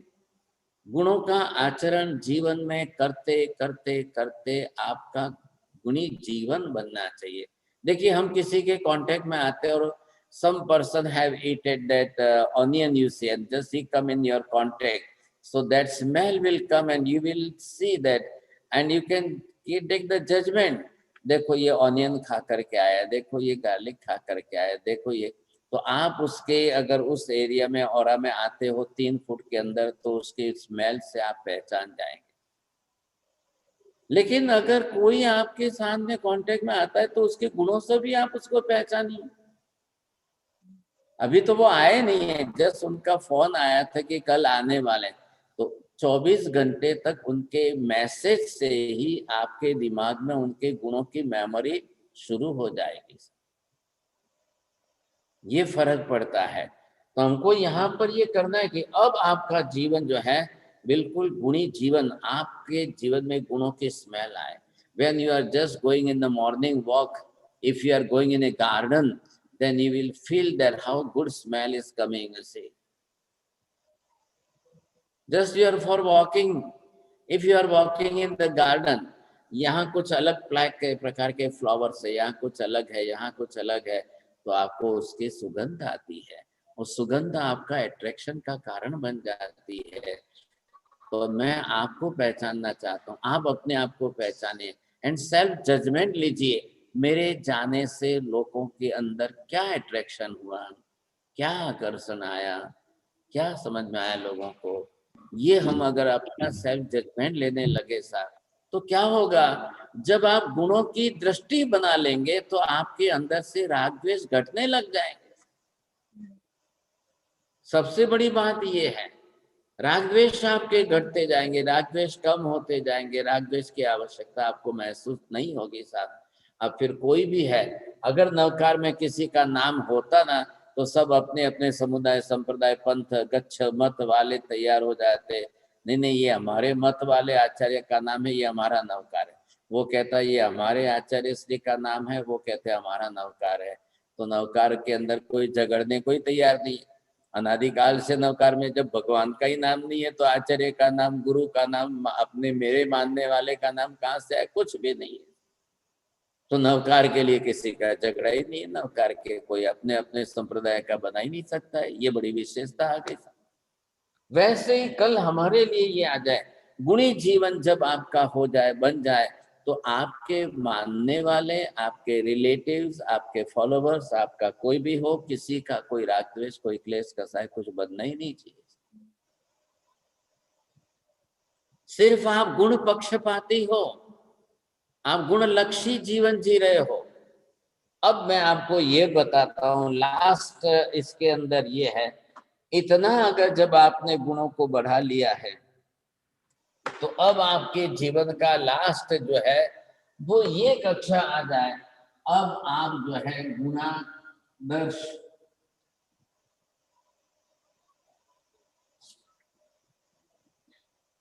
अब ये क्या होगा कि आप अपने जीवन में जो है गुणों का एक आदर्श खड़ा कर दें। It will be really good ideal for that. एक इतना आदर्श बन जाए, समझे कि नहीं। आज हमारी फैमिली में वो नहीं है, वो चले गए, लेकिन उनके नाम से फैमिली पहचानी जाती है। उनके नाम से पूरी फैमिली में, अब नाम नहीं, उनके गुण से फैमिली। तो दुनिया के, समाज के दूसरे लोग बोलेंगे उनको, अरे तू किसका बेटा है, अरे तू किसकी बेटी है, अरे तू किसके घर की बहू है, अरे सोच तो सही, तेरे दादा ने क्या इज्जत बनाई है, क्या तेरे दादा की क्रेडिट है, कितनी इज्जत बनी, और तू उनका घर का बेटा ऐसा बोलता है, तू उनके घर की बहू ऐसी बोलती। सोचो तो सही। एक काम करते हुए उस बहू को, उस बेटे को, उसको समझना पड़ेगा। भले वो बहू जो आई है वो अपने जिस घर से आई है वो नहीं देखना है उसको, अब वो जिस घर में आई है उस घर के आदर्श क्या है। इस घर का बेटा कोई झूठ बोल ही नहीं सकता है सर, इस घर का बेटा कभी कुछ बात ही नहीं कर सकता है। ऐसे एक परिवार के घर में जो है संघ के सभी भाग्यशाली ट्रस्टी मिल करके दान राशि लिखाने के साथ, अमुक अमुक गांवों में हम भी विहार करते हैं तो वहां पर ये परंपरा है, रिवाज है एक, जब भी संघ का कोई काम करना है तो फर्स्ट जो है पहला डोनेशन लिखाने के लिए एक व्यक्ति जिन्होंने संघ ने बरोबर लिख करके नाम रखा है उनके ही पास जाएंगे, उनसे ही शुरुआत कराएंगे, पहले आंकड़ा वही लिखेंगे, उसके बाद में पूरे गांव में, नगर में सबके पास जाएंगे सर। अब क्यों ऐसा किया उन्होंने? तो अब क्या हुआ, नए ट्रस्टी आए, दूसरे ट्रस्टी आए, ट्रस्ट मंडल बदल गया 25-50 साल के बाद, तो लोग बोलने लगे कि भाई अब वो जो परंपरा है तोड़ो, आप छोड़ो, समझे कि नहीं। उनसे बड़े बड़े जो है पैसेदार श्रीमंत तो बहुत बन गए हैं, क्यों उसी को पास जाना, क्यों उसी को पकड़े। एक यहाँ पर जेलसी आई। अब वो जेलसी वाले ने एक बात कही तो संघ में जो दूसरे ट्रस्टी थे, देखो भाई हमारी इतने वर्षों की 60 साल की परंपरा चल रही है, एक फैमिली के पास हम पहले सब जाते हैं, उसी फैमिली से वो लिखाते हैं, तब जाकर पूरे संघ के अंदर हम जाते। तो वो बोल रहे हैं अबे भाई 50-60 साल के अंदर दुनिया बदल गई, अब उनसे ज्यादा 50 लोग जो है और बड़े मल्टी मिलियनर्स बन गए, वी शुड चेंज, अपना जो पॉलिसी सिस्टम चेंज करो, अब वो फैमिली छोड़ दो, दूसरी फैमिली में जाएंगे। ट्रस्टियों ने बोला ठीक है भाई, जैसे आपकी सबकी इच्छा होती हो, देखो करो सबने। जब वो दूसरी फैमिली में गए, तीसरी फैमिली में गए, समझे कि नहीं, तो उनको जवाब बहुत गलत मिला, बिहेवियर गलत लगा, उनको लगा कि नहीं नहीं नहीं ये तो गलत हुआ, समझे कि नहीं। 3 घर जा करके, श्रीमंत बड़े बड़े घर में जा करके रफ लैंग्वेज यूज हुई, कुछ उनको गलत उत्तर मिले, कुछ उनको जो है आर्ग्यूमेंट्स कुछ गलत हुए, किसी ने नहीं लिखाया। तब उन्होंने फिर आकर के फिर मीटिंग की, अब क्या करें, नहीं नहीं चलो अपने जो रेगुलर है वही परंपरा रखो, जिस घर में हम परंपरा से रेगुलर जाते आए हैं वहीं जा करके पहले वापस उनको ही रिक्वेस्ट करते हैं, समझे कि नहीं। तब जाकर के वो लोग वापस गए। अब जिस परिवार के वहां पहले रेगुलर जाते थे, आज यहाँ पर आए तो उनको मालूम तो पड़ गया, लेकिन मालूम पड़ने के बाद भी उन्होंने ऐसा कुछ भी नहीं बोला, समझे कि नहीं, कोई एक अक्षर उन्होंने ऐसी बात भी नहीं उठाई और कुछ भी नहीं, जानते हुए भी सुना है, मालूम है आप लोग 4 जगह पर जाके आए, क्या जवाब मिला, उन्होंने कोई जवाब नहीं कुछ। और जैसे ये मेहमान चारों ट्रस्टी लोग जो है, 5 ट्रस्टी लोग इनके घर आए, तो पहले उनके बेटे ने, पोता था, बाकी दूसरे तो सब नहीं थे, पोता आया सामने, आइए आइए, पधारिए पधारिए पधारिए, बैठिए बैठिए। वो घर में जाकर के दादी जी को बुला के लाया, मम्मी जी को बुला के लाया। दादी जी ने मम्मी ने पूछा कौन आए बेटा, पूछ। तो बोले संघ के आगेवान ट्रस्टी, सब संघ के सब आगेवान आए हैं। तो दादी जी आई, मम्मी जी आई। अब दूसरे पुरुष वर्ग घर में नहीं थे, बाहर गए हुए थे, दूसरे गांव थे, तो पोता घर में था। और इतना रिस्पेक्ट से तो बड़े खुश हो गए, समझे कि नहीं। तो माता जी ने, दादी जी ने पूछा उन्होंने, बोलिए भाई साहब क्या सेवा का काम है, आप बताइए हमको क्या सेवा देना चाहते हैं। बोले हम ये योजना लेकर आए हैं, संघ की योजना है, और ये आपके सामने है, आप जो बोलो कितना लिखना है, कैसे लिखना है। बोले आपकी जो मर्जी है लिख दो, कोई हरकत नहीं है, आपको जो लिखना है लिखो। तो वो तो आश्चर्यचकित हो गए, हम 4 जगह पर जाकर आए, वहां तो इतना सुनाया हमको, ऐसा बोला वैसा बोला, आप तो ये बोल रहे हो, समझे, ऐसा बोल रहे हो। नहीं, आपको जो लिखना है खुशी से लिखिए, लेकिन एक बात मेरी विनंती है, आप परसों वापस पधारिए, हमारे श्रावक जी आ जाएंगे, आप हमारे घर में बैठेंगे, आप भोजन करेंगे, आपका हम पूजन करेंगे, संघ तिलक बहुमान करेंगे, और फिर आपको राशि अर्पण करेंगे।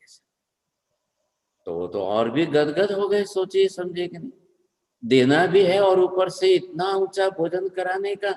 जब तीसरे दिन के बाद उनके घर के पुरुष लोग आ गए, तब उनको वापस आमंत्रण देकर बुलाया गया, बुला करके उनको घर में बैठा करके उनकी स्वागता की, और फिर उनको अच्छी तरह से भोजन कराया, भोजन कराकर उनका तिलक बहुमान वगैरह किया, और उस समय घर में से निकाल करके जितनी राशि पैसे लिखाने थे उतने हाथ में दे दिए सर। और फिर वो भी उनको नमस्कार करके, अरे विनंती की आप તમારો બહુ મોટો ઉપકાર છે, તમે અમને જે છે આ ધર્મનો લાભ અપાવ્યો, આટલું પુણ્ય બંધાવવામાં તમે સહયોગી નિમિત્ત બન્યા, તમને અમે વારંવાર નમસ્કાર કરીએ છીએ, અને ભવિષ્યમાં વારંવાર અમને આવું પુણ્ય બંધાવવામાં સહયોગ જરૂર કરજો, મને અમને યાદ કરજો, સરસ, ચોક્કસ તમારો જે છે અમે આભાર માનીએ છીએ। अब आप सोचिए साहब, भाई साहब, जब दूसरे 4 जगह पर गए, उन्होंने उस लैंग्वेज में उत्तर दिया, नो डाउट वो लोग ज्यादा मल्टी मिलियनर्स थे, ऐसा उत्तर दिया, और आज यहाँ पर इन्होंने जो है ऐसा स्वागत किया, दोबारा बुलाया, भोजन कराया, तिलक बहुमान किया, हाथ में दी राशि, और फिर पैर पड़ के इतना आभार माना, और इतना ओ हो, ये तो भाई साहब हम तो गदगद हो गए साहब। શું લાગે કાંતિભાઈ, આજે નથી કાંતિભાઈ, विजयभाई क्या लगा, पैसा ज्यादा दिया, नहीं क्या गुण, लग रहा है आपको? इतना गुण आचार किया। तो ये जो है पैसा तो दिया, लेकिन इतने गुणों का आचार। वो नए ट्रस्टी जो थे, तो उन्होंने पर्यूषण के अंदर भरी सभा में सकल संघ के सामने उस परिवार के गुणों का वर्णन किया, और उन्होंने आज से फिर अनाउंस किया, अब भी संघ में कभी कोई आयोजन कार्य प्रसंग होगा तो हमने आज ट्रस्ट मंडल की मीटिंग में वापस एक ठराव पास करके लिख दिया है, क्या रिजोल्यूशन पास कर दिया है, सबसे पहले इसी परिवार से हम शुरुआत करेंगे, इनको ही जाके विनती करेंगे, इनसे ही डोनेशन की शुरुआत होगी, बाद में ही पूरे गांव में जाए। जो विरोध करते थे, जो नए ट्रस्टी बनकर आए थे, जो अपना मत रखते थे कि नहीं सिस्टम चेंज करनी है, अब उन्होंने कान पकड़ के कबूल कर लिया, हमारी गलती है, हमने थोड़ी जेलसी की, लेकिन नहीं, मान्यता इनसे लेंगे, हम हमेशा इनकी भाषा। अब सोचिए समझे कि नहीं, क्यों आवश्यक, पैसा आवश्यक था, मात्र पैसा ही चाहिए था, मात्र दान राशि की, लेकिन और उसके बाद जब उन्होंने पूरे संघ के अंदर ये अनुमोदना की उनकी, और कभी आपको भी मालूम है किसी प्रसंग पर, किसी की मृत्यु आदि के निमित्त पर आप सभा जो है किसकी सभा रखते हो? धन्यवाद।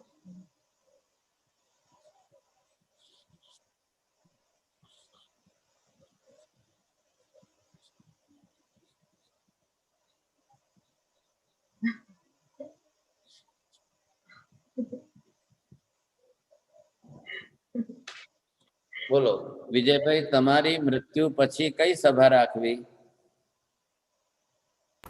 गुणानुवाद सभा। કેમ?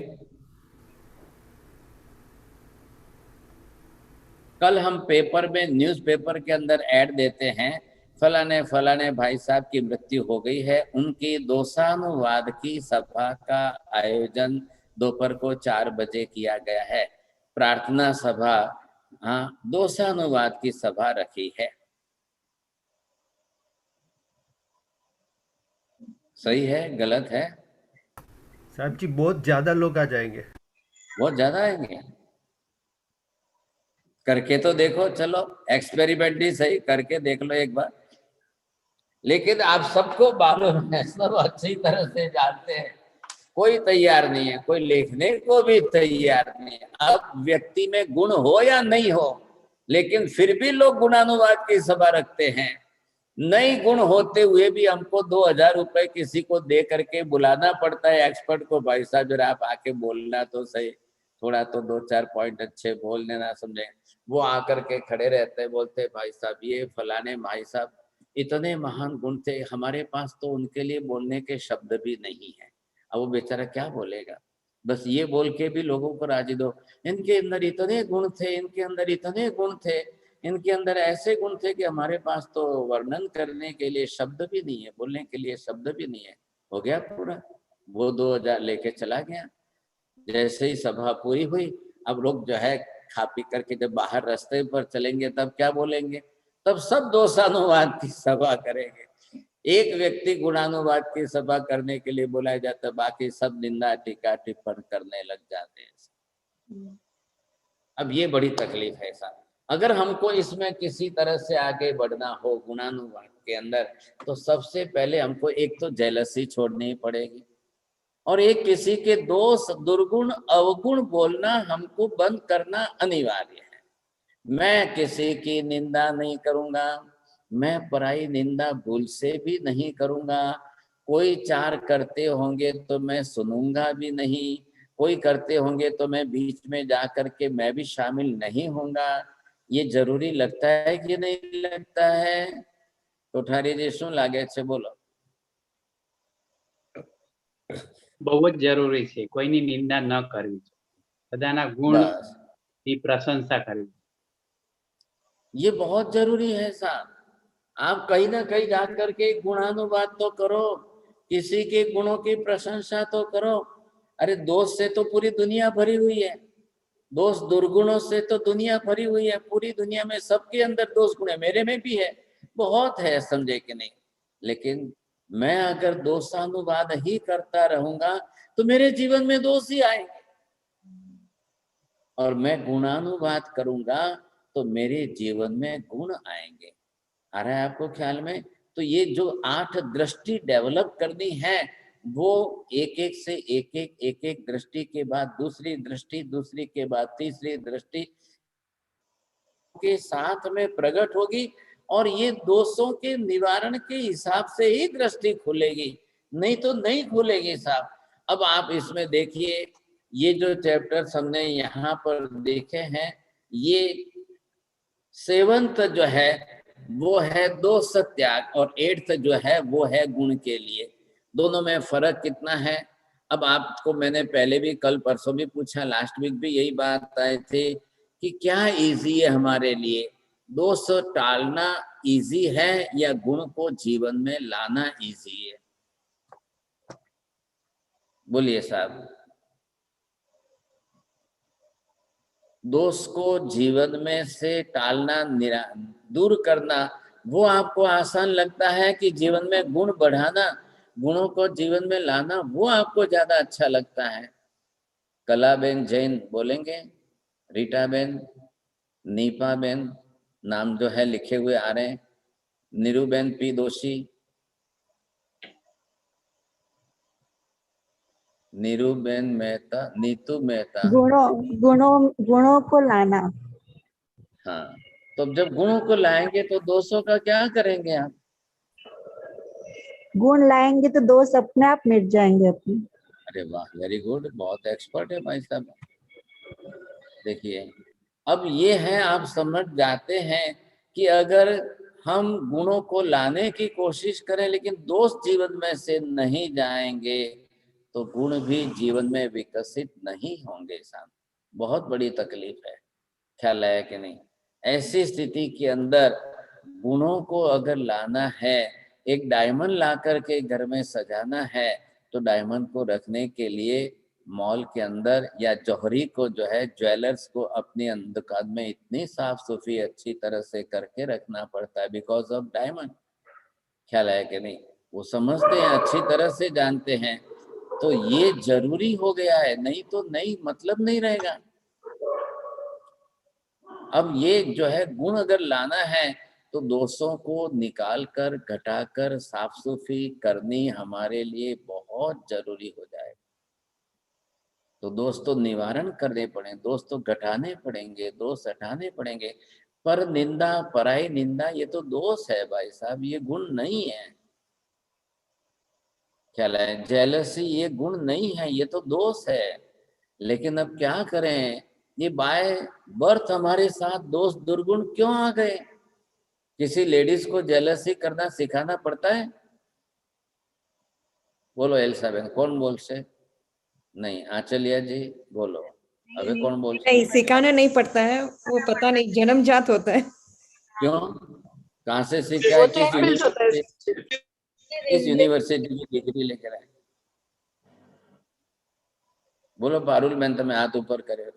Saibji, I think jealousy is a common quality in men and women. I don't think it's only associated with women.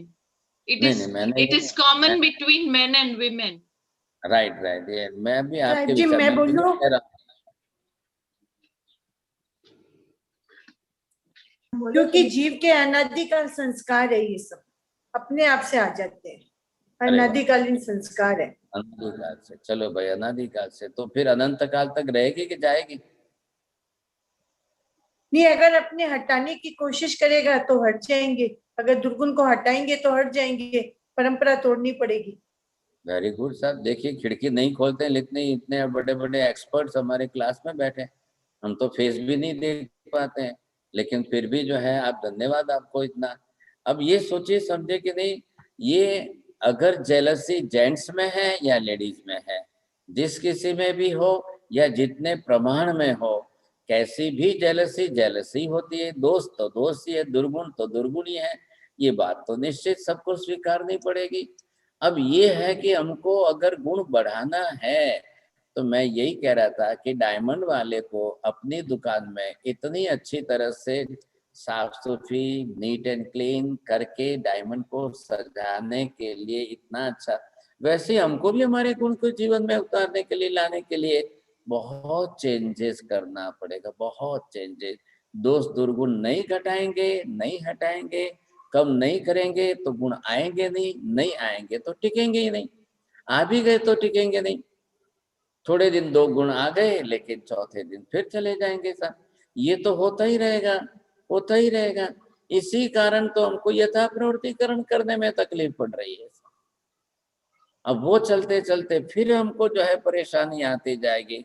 तो ये तो आपको पहले हमारे जीवन, तो लास्ट में 8 नंबर पर क्या लिखा है, आप फिर से ध्यान देकर पढ़िए। आदर्श, just become as a ideal family. What is the ideal family? Ideal person for what purpose? You see, एक फैमिली को अपना गुण बढ़ाने के लिए, अपनी इज्जत बढ़ाने के लिए, अपना नाम बनाने के लिए एक फैमिली को बरसों लग गए, तब जाकर के 7 पीढ़ी तक उनकी फैमिली का गुण जो है एक आदर्श के रूप में बना हुआ चलता है, 7 पीढ़ियों तक चलता है। उस परिवार के लिए अपनी बेटी देने के लिए बहुत तैयार रहते हैं, सब लाइन में आके खड़े रहते हैं। उस फैमिली के लिए जो है, उस परिवार के लिए लोग आज नहीं है, उनके माता पिता दादा नहीं है, लेकिन उस परिवार का नाम है समाज में, और नाम किसके कारण है? गुणों के कारण नाम है। तब जाकर के बोलते हैं नहीं नहीं नहीं नहीं, इस परिवार में तो आंख मूंद करके दीजिए, इस परिवार में तो आप बोल लो आंख मूंद करके। आप अपने जीवन में गुणों को एक आदर्श बनाएं। इसलिए अब जाकर के इन सब का हम नाम देंगे गुणोपासना। अरे ये 8 इकट्ठे हो गए, ऑल स्टेप्स जो है, अब वो गुणोपासना धर्म बन जाएगा। तो this will be the aim of your life, it must be aim of our own life. You see, मुझे मेरी जिंदगी में गुण विकसाने हैं, एनी हाउ, कुछ भी हो, कैसे भी करना पड़े, मुझे मेरे जीवन में गुण तो विकसित करने ही करने हैं। मेरी क्रिया से मेरी वैल्यू बढ़ेगी ऐसा नहीं। मैं 5 सामायिक करती हूँ, मैं 2 सामायिक करती हूँ, मैं 3 सामायिक करती हूँ, मैं नहीं साहब, मैं इतनी समता रखती हूँ, तब उस घर के अंदर गुण बढ़ेगा। एक परिवार को अपनी बेटी की शादी करनी थी, सब कुछ अच्छा मिल गया, सब कुछ अच्छा हो गया साहब, इतना सब कुछ हो गया, और सब देख करके बस उन्होंने मुहूर्त नक्की कर लिया कि अब शादी कर लेंगे। कहीं से जो है किसी लोगों ने, 2-4 लोगों ने आकर के उसकी मम्मी को ऐसी बात कही कि अरे ये ઘરમાં છે ને બીજું બધું સારું છે, પણ સાસુ એવી વાઘણ જેવી છે કે તારી વહુ ત્યાં 1-4 વર્ષે नहीं टकी है। अब मुहूर्त वगैरह सब नक्की होने के बाद फिर वापस उन्होंने जो है विचार बदल दिया कि नहीं नहीं नहीं, सब अच्छा है, इतना अच्छा है, जमाई इतने अच्छे हैं, सब कुछ अच्छा है, तो सासू ऐसी है तो मेरी बेटी तो बेचारी परेशान हो जाएगी। अब वो फिर वापस क्या करना, अब मुहूर्त तो आ गया, 2 दिन बाकी है, ना कहना कि हाँ कहना। शू करूं नीता बेन, बोलो।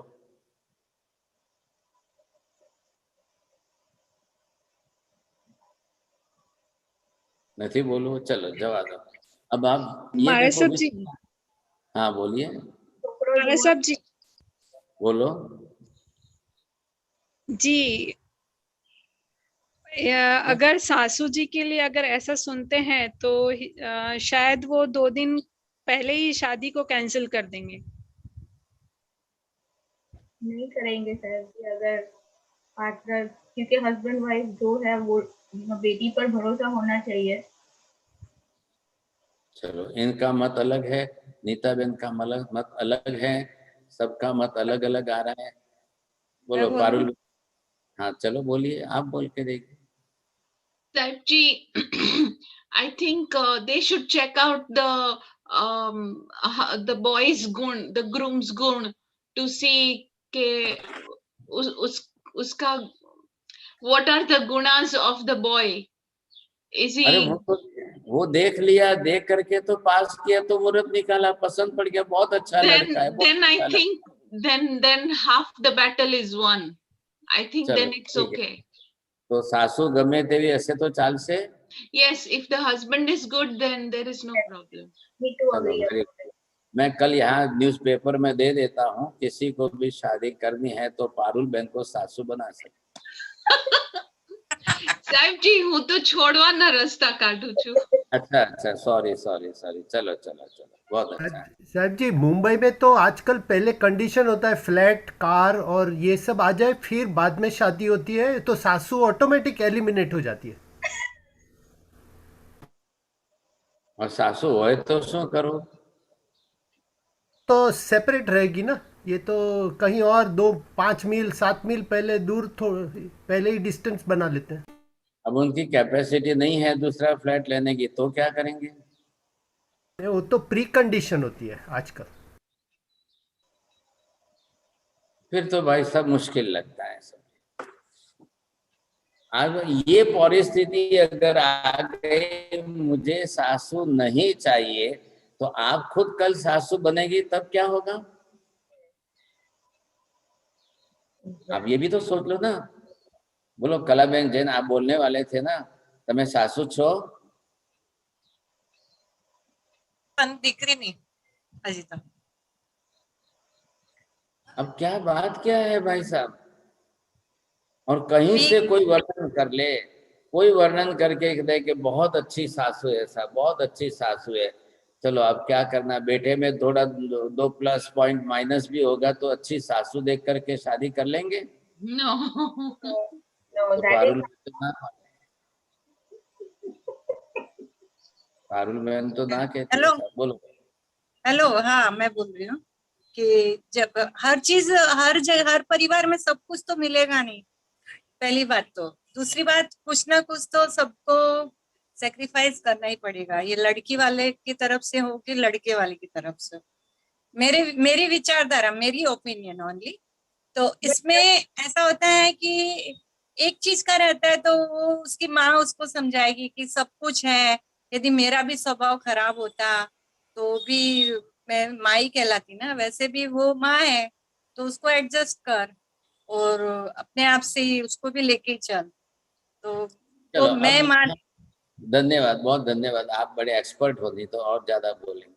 अब यहाँ पर क्या करना है साहब, इधर क्या करना है, ये आप पॉइंट पर आ जाइए। अब वहां सबसे बड़ी तकलीफ कहाँ है, स्वभाव नहीं सुधरेगा तो गुण विकसित नहीं होंगे। बोलो बिना बहन की दो। स्वभाव नहीं सुधरेगा तो गुण विकसित नहीं होंगे। स्वभाव नहीं बदलेगा सुधरेगा तो दोष दुर्गुण भी नहीं टलेंगे। आगे दोनों बात दोनों तरफ से समझ लीजिए, समझे कि नहीं। बोलिए गैलेडा जी। नहीं, मनोज भाई बोलिए। स्वभाव नहीं बदलेगा, स्वभाव नहीं बदलेगा तो दोष निर्गुण नहीं टलेगा। दोनों तरफ से सोचना है आपको, समझे कि नहीं। एक बाधा बीच में आ रही है, यथा प्रवृत्तिकरण भी हमारा बिल्कुल लास्ट कक्षा का अंतिम यथा प्रवृत्तिकरण, चरम यथा प्रवृत्तिकरण क्यों नहीं हो पा रहा है। कहाँ गाड़ी रुकती है हमारी, क्यों गाड़ी रुक जाती है, सोचिए समझे कि नहीं। तो ये पहले आवश्यकता है कि अगर आपको गुणी जीवन नहीं बनेगा तो बहुत मुश्किल बन जाएगा भविष्य में। देखो गुणी प्रमोद आना, गुणानुराग होना ये भी आसान है, और गुण का आचरण बनना ये बहुत मुश्किल है। और आप एक बार यहाँ से आगे बढ़ गए, गुण का आचरण शुरू हो गया तो गुणी जीवन बनने में देर नहीं लगेगी। आपका फर्म डिसीजन बरोबर रहेगा, मैं किसी भी हालत में गुण का ही आचरण करूं, तो आपके जीवन में एक एक करके गुण आते जाएंगे। आप अपनी तरह से समझ लो, एज तो बढ़ रही है, उम्र तो बढ़ रही है साहब। अगर मेरी 60 हो गई, मेरी 70 हो गई, तो एवरी हैप्पी बर्थडे में अगर मैं एक डिसीजन लेता हूँ कि एक हैप्पी बर्थडे में 1 बरस मेरा नया, तो मैं ये गुण मेरी लाइफ में ला के रहूंगा। वो है आपके लिए काम का। एवरी हैप्पी बर्थडे में you must take one decision for one गुण, समझे कि नहीं। मैं आज मेरा नया जीवन, नया बरस शुरू हो रहा है, तो मैं इस बरस में ये गुण बढ़ाऊंगा, मैं इस बार ये गुण बढ़ाऊंगा। ऐसे करते करते आपकी 60-70 ईयर्स की लाइफ हो गई तो you will develop 60 to 70 virtuous in your life. कितने गुण आप अपने जीवन में बढ़ा लेंगे, कितने गुण बढ़ जाएंगे आपके जीवन में। बढ़ने ही चाहिए साहब, बरोबर बढ़ने चाहिए। जब उम्र बढ़ती जा रही है लेकिन गुण घटते जा रहे हैं तो समझ लीजिए हमारा जीवन निष्फल जा रहा है। उम्र बढ़ती जा रही है लेकिन गुण कुछ भी नहीं आ रहे हैं साहब, जीवन निष्फल निरर्थक जा रहा है। उम्र बढ़ती जा रही है, आयुष्य बढ़ती जा रही है, बड़े होते जा रहे हो, स्वभाव नहीं सुधर रहा है, स्वभाव नहीं बदल रहा है, समझ लिए बजे भाई साहब निष्फल जा रहा है, जीवन निरर्थक जा रहा है। हाथ में से बड़ा कीमती मनुष्य जन्म होते हुए भी हमारे सामने से निरर्थक जा रहा है। आज आंख बंद करके थोड़ा चिंतन मनन कर लो, मैं मेरे परिवार के लिए मैंने क्या इमेज बनाई, मेरी फैमिली के लिए, इन फॉर फ्यूचर, भविष्य के अंदर मेरी फैमिली किस तरीके से मेरे नाम से पहचानी जाएगी साहब। मैंने बहुत एफर्ट किया, I earn too much money, you see, to earn the money my effort was too much, you see. तो भविष्य में मेरे जाने के बाद दुनिया में मेरी फैमिली किस तरह से मेरे नाम से पहचानी जाएगी। लेकिन मैंने क्या रखा है, मैंने पैसा कमा के बेटों को दिया, मैंने 2 करोड़ दिया, मैंने 5 करोड़ मेरे बेटों को दिया, लेकिन मैंने गुण कमाया कि नहीं, नाम कमाया कि नहीं, मैंने दुनिया को नाम देने के लिए क्या दिया, सोचिए। जब ये हम सोचने जाएंगे, विचार करने जाएंगे, तब आपको ख्याल आएगा। ये बहुत बड़ी आवश्यकता है। अब हम यहाँ पर गुण का तो वर्णन कर चुके हैं। मैं अब नेक्स्ट क्लास के अंदर जो है दोष टालने के विषय की बात करूंगा। ये गुण का बहुत अच्छा लगा आपको, बहुत अच्छी तरह से लगा। आप अपने अपने जीवन के गुणों को डिसाइड करते जाओ। जिसको जो गुण ज्यादा अच्छा लग रहा है, जिसको जो गुण पसंद आता है, वो अपने उस गुण को बरोबर जीवन के अंदर कैसे भी करके विकसित करने का पुरुषार्थ करें। फिर ये मत बोलना, मैं एक बात का खुलासा करता हूँ, ध्यान से सुनिए। कोई गुण किसी पुण्य से आपकी लाइफ में आ जाएगा ऐसी आशा अपेक्षा मत रखना। पुण्य से गुण नहीं आते हैं, पुरुषार्थ से लाए जाते हैं। फर्क है लैंग्वेज में। बोले अमी बेन शाह शू कीधु बोलशो?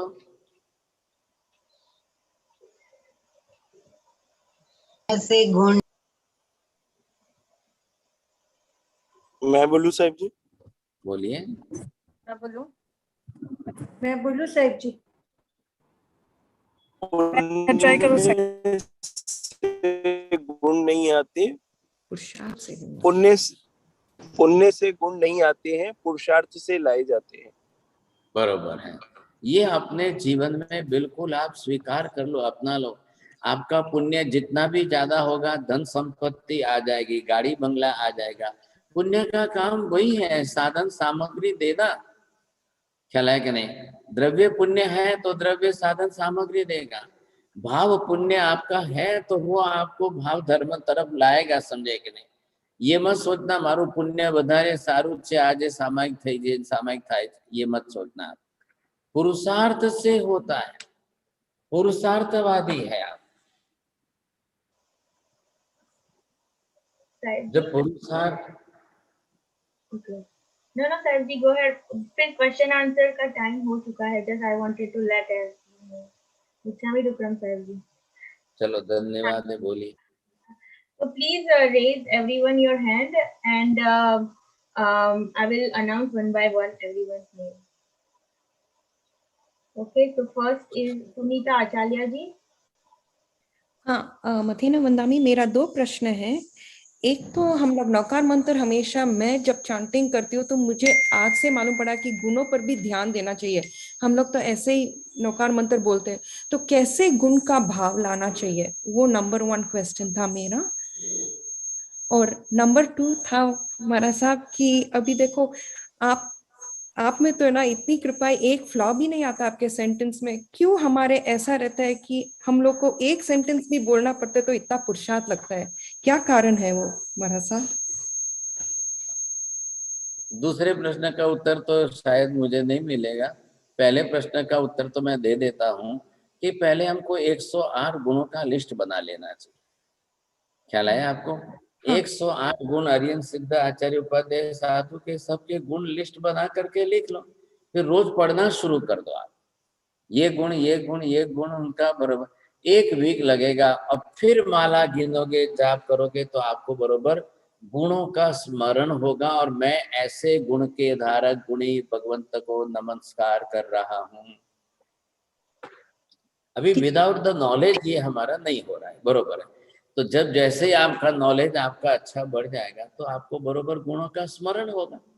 हम कर रहे हैं ऐसे नवकार के मेडिटेशन में, ये भी प्रकार मैं दे रहा हूँ, अलग अलग प्रकार आ रहे हैं उसके अंदर भी जो है। तो हम ये प्रयत्न करें, आपको भी फायदा हो जाएगा, समझे कि नहीं? अब दूसरे प्रश्न का उत्तर तो मेरे पास नहीं है। नीता बेन लुनिया। मतीन वंदामी मास्टर जी, ये गुणों का अपन गुणी जीवन तक पहुंचने के लिए एक कोई पैरामीटर या गुणों की लिस्ट ऐसे कोई है कि पहले ये गुण को विकसित कर ले फिर सेकंड में ये, इस तरीके से कोई है ऐसी कोई लिस्ट? आप खुद बना सकते हो ना। आप समता है, नम्रता है, सरलता है, संतोष है, दया है, करुणा है, गंभीरता है, धीरजता है, आपको 100 लिस्ट जो है मिल जाएगा। अब उसमें से आप चॉइस करिए। जैसे साड़ी की दुकान पर जाकर के साड़ी सिलेक्ट करते हैं, फिर आप बराबर सिलेक्ट करिए कि मुझे ये गुण पॉसिबल है मेरे में, ये गुण अच्छा लगता है, ये गुण आ सकता है, गुण तो कोई खराब नहीं, लेकिन आपका सिलेक्शन कैसे रहता है उस पर वो बड़ा प्रश्न है। आप कर सकते हो, आप खुद ही बना सकते हो, कोई बड़ी बात नहीं है। जी माया साहब जी। साहिब जी, मुझे ये पूछना था, अभी जैसे आपने यथा प्रवृत्तिकरण में बताया है कि अगर इस भाव में यथा प्रवृत्तिकरण चरम स्टेज पे नहीं पहुंचा तो हम अपूर्वकरण नहीं कर सकते। अगर बाई चांस हम चरम स्टेज पे पहुंचने के बाद अपूर्वकरण करें तो उसमें भी वापस अपूर्वकरण भी पूरा करके फिनिश करना है, या वो भी अगर अगले भाव में कैरी फॉरवर्ड, मतलब कि वो एक ही बार हो जाता है? जरूरी नहीं है, अगर आप इनकम्प्लीट रहे, अधूरे रहे, तो फिर नेक्स्ट लाइफ में ही आपको जाकर आप ये जरूर सोच लीजिए, फिर वो कैरी फॉरवर्ड होकर के नेक्स्ट लाइफ में साथ में नहीं आएगा। अब नेक्स्ट लाइफ के अंदर फिर again you have to start from LKG। Vijay भाई, थैंक यू। महाराज साहब जी, ये नवकार मंत्र की आपने जो बात की उसमें एक कोई ऐसी लाइन है कि जहाँ हम ये इच्छते हैं कि जैसे अरिहंत के गुण है, सिद्ध के, आचार्य के, सबके मेरे भी ऐसे गुण हो, ऐसी अभिलाषा या व्यक्त की गई है कोई लाइन में? वो आपके पर्सनल भाव है, आप कर सकते हो। नौकार में नहीं है ऐसा, बस आप अपने पर्सनल आप जोड़िए, अपनी इच्छा से जोड़िए। Thank you sir.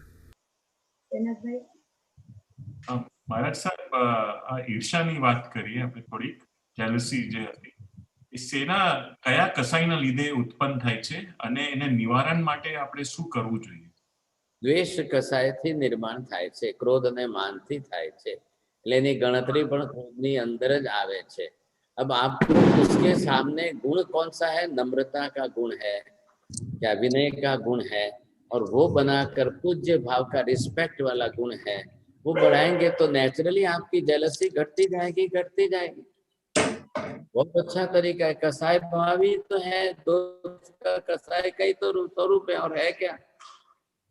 हाँ, ये है कि अब उससे घटाना है, बढ़ाना नहीं है। तो हम पहले अपना एक फर्म डिटर्मिनेशन हो जाए कि मैं कैसी भी परिस्थिति में निंदा नहीं करूंगा, जेलसी नहीं करूंगा, तो बरोबर आप उस दिशा में आगे बढ़ सकेंगे। ને સાહેબ, બીજું શું છે, કલહનું વાતાવરણ હોય તો પણ ગુણ વિકસિત ના થાય, તો એના માટે પછી શું કરવાનું સાહેબ? कलह तो घटाना ही पड़ेगा। आप पहले अपना डिसीजन लेते जाइए, मारे कलह करवो ज નથી, કોઈ પણ જાતનો કલહ કોઈની પણ સાથે, કોઈ પણ પ્રકારનો કલહ મારે કરવો જ નથી, ये हमारा फर्म डिसीजन होना चाहिए, बरोबर आप आगे बढ़ सकेंगे। સાહેબ, કલહ આપણે ના કરતા હોય પણ સામે આજુબાજુ થતું હોય કલહ, તો આપણે પછી ત્યાંથી હટી જવાનું, બીજું કોઈ રસ્તો? आप बिल्कुल वहां से हट जाओ, बिल्कुल वहां से अलिप्त हो जाओ। आप बिल्कुल पार्टी से सुनोगे तो फिर मन में भी कलह जगेगा, आप देखोगे तो जगेगा, तो आपको दूर हटना ही फायदे में है। जी सर। विपिन भाई।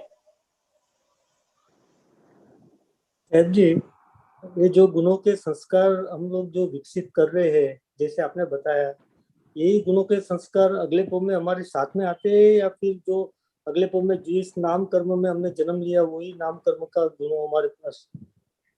अगर आपने इस जन्म में गुणों का आचरण किया है तो उससे कर्म निद्रा हुई है, तो इतने कर्म नहीं है तो गुण तो आएंगे, अगले जन्म में वापिस आएंगे। कोई भी नाम कर्म में हमने है तो वो गुण आपके साथ में जरूर आएंगे। कई लोगों को हम देखते हैं कि नहीं, जन्मजात अच्छे गुणवान क्यों होते हैं। एजुकेशन आप जाकर के स्कूल कॉलेज में ले सकते हो, गुणों का एजुकेशन कहाँ लेते हो? गुण तो हमको आचार विचार संस्कार से समझ करके डेवलप करने, और ये कसाय तो हमारे साथ में जन्म जन्मांतर से चल रहे हैं, तो कब हम इसको घटाएंगे? फिर प्रबल पुरुषार्थ इसी का नाम है अब धर्म हमारा यही है कि हम कसायों को घटाए तो ही हमारा पुरुषार्थ धर्म काम का है, और इसके लिए हमारे व्रत तप जब पचकान है वो कारणीभूत निमित्त है। लेकिन हम सामायिक करके हजारों सामायिक कर ले, समता न लाए तो फिर वो क्रिया ही रह जाएगी कि नहीं। समता के गुण को विकसित करने के लिए सामायिक धर्म की क्रिया है, और फिर हम वहां पर गुण को कोई इंपॉर्टेंस न दें और फिर मात्र अपनी तरह से जो है ऐसे करते रहे तो नहीं होगा फिर काम।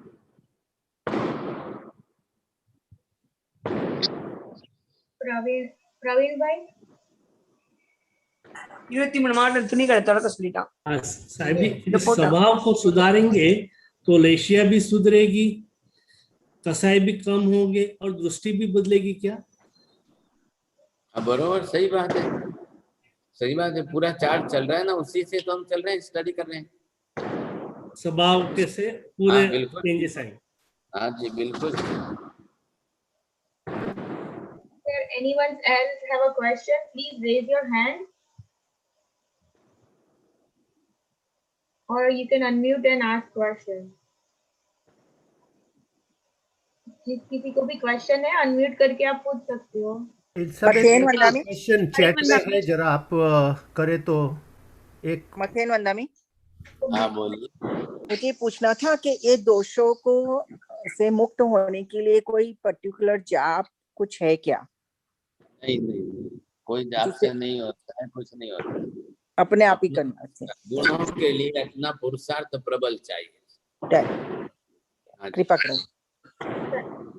एक और क्वेश्चन है which is already known, what are मार्गानुसारी 35 गुण? अच्छा, मैं उसका एक लिस्ट बना के आपको फोटो भेज दूंगा। हाँ, फिर वो सबको भेज देना। मथेन वंदामी, माय साहब जी, आपने अभी एक एग्जांपल दिया था कि 2 दिन पहले पता चलता है कि सासू जी का ऐसा नेचर पता चला है, तो उस समय क्या डिसीजन लेना चाहिए? अब ये आप में से जो सासू है कोई एक्सपर्ट को पूछिए ना भाई साहब। बोलो बखारिया जी, तमें उत्तर आपो समझा के। जो भी उस बच्ची का मन हो वो से करना चाहिए। साहब जी, मेरे हिसाब से 24 घंटे में सबसे ज्यादा समय सासू जी के साथ बीतता है। अगर उनका नेचर गड़बड़ है तो ऐसा लगता है कि पूरा जीवन बहुत कठिनाई से बीतता है।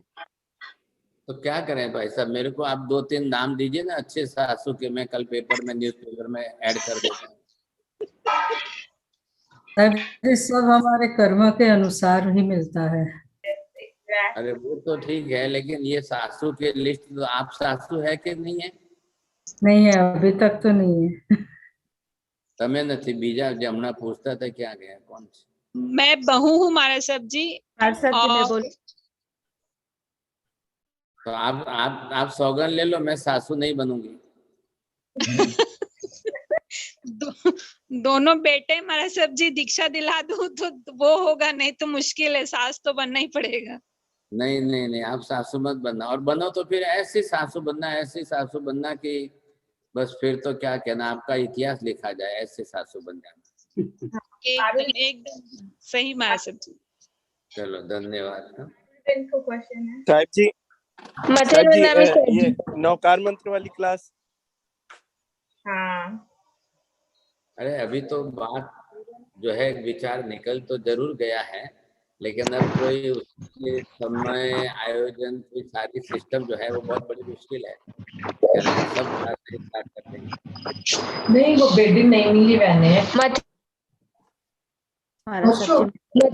वो पूछा, वैक्सीन नहीं दिया, बेड भी नहीं मिली। नमो हरिहंताणम। मथेन वंदामी साहब जी। हाँ बोलो। हेलो, आपकी बैकग्राउंड में नॉइज बहुत है आपके यहाँ। ओके। मथेन वंदामी साहब जी, मैं हैदराबाद से बोल रही हूँ। मैं अभी 18 वर्ष की हूँ साहब जी। मेरे नाना जी का अभी 2 माह पहले स्वर्गवास हुआ है, तो उनको खुद कोरोना हुआ था साहब जी। उनकी तबीयत आखिर में थोड़ी बिगड़ गई थी और जब उनको एम्बुलेंस में ले गए बेड मिल तो उनको बेड नहीं मिली, मतलब मिलते मिलते भी रह गई। जिस दवाखाने में बोला था कि बेड मिली वो नहीं मिली बेड।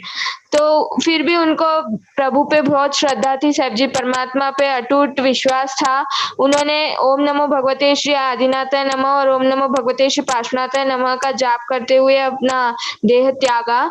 तो और उनको इस भाव में दीक्षा लेने की भी बहुत मन में बहुत इच्छा थी, पर इतनी रेस्पॉन्सिबिलिटीज के कारण वो नहीं ले पाए और फिर तो वृद्ध हो गए, तो उनको पैर की भी थोड़ी तकलीफ थी घुटनों की, तो नहीं ले सके। तो अब वो साहब जी स्वर्गवास होकर वो कहाँ है, किस जन्म में है, क्या आप इसका समाधान कर सकते हैं? अभी वो उनका जो संकल्प था, दीक्षा के भाव थे, वो पूरे होंगे?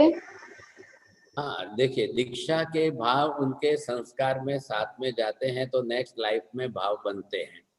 और दूसरा, मैं एक आपको एड्रेस देता हूँ, लिख लो, आप लेटर भेज देना, फिर वहां से जवाब आएगा। मेरे को एक ही उत्तर मालूम है, इतना ही दिया है, आप लिखिए। बोलो।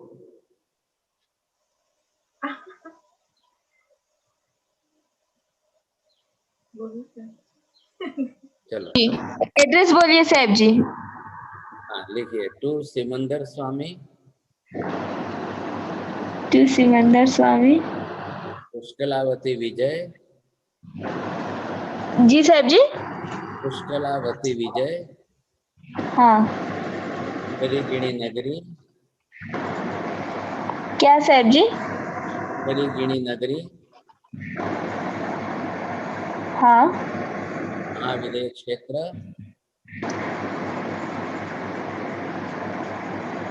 हाँ सर जी। जम्बू द्वीप। हाँ। इस एड्रेस पर आप पोस्ट भेजिए। अब वहां से जो उत्तर आए उसमें आप पूछ लेना कि मेरे दादाजी कहाँ गए।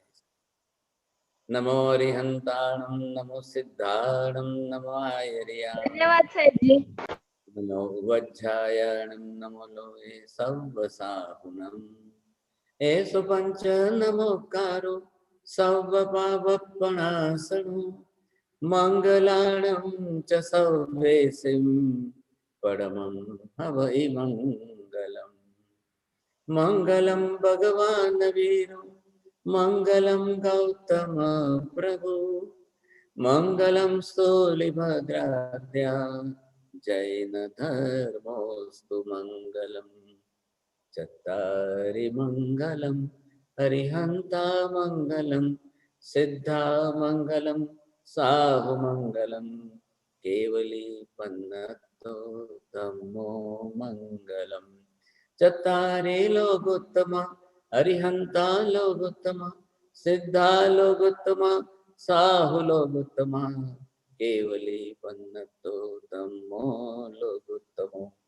चत्तारि शरणं पवज्जामि, हरिहन्ते शरणं पवज्जामि, सिद्धे शरणं पवज्जामि, साहु शरणं पवज्जामि, केवली पन्नतं धम्मं शरणं पवज्जामि। सर्वमङ्गलमाङ्गल्यं सर्वकल्याणकारणं, प्रधानं सर्वधर्माणां, जैनं जयति शासनम्। मध्य वंदना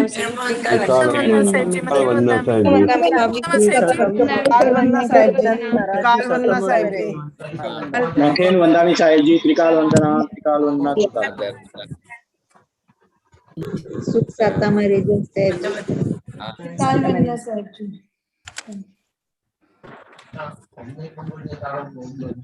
सबको प्रणाम। सबको प्रणाम। सबको जय जिनेंद्र। प्रणाम। सबको जय प्रणाम। एल्शाबेन, अरिहंत भगवान ना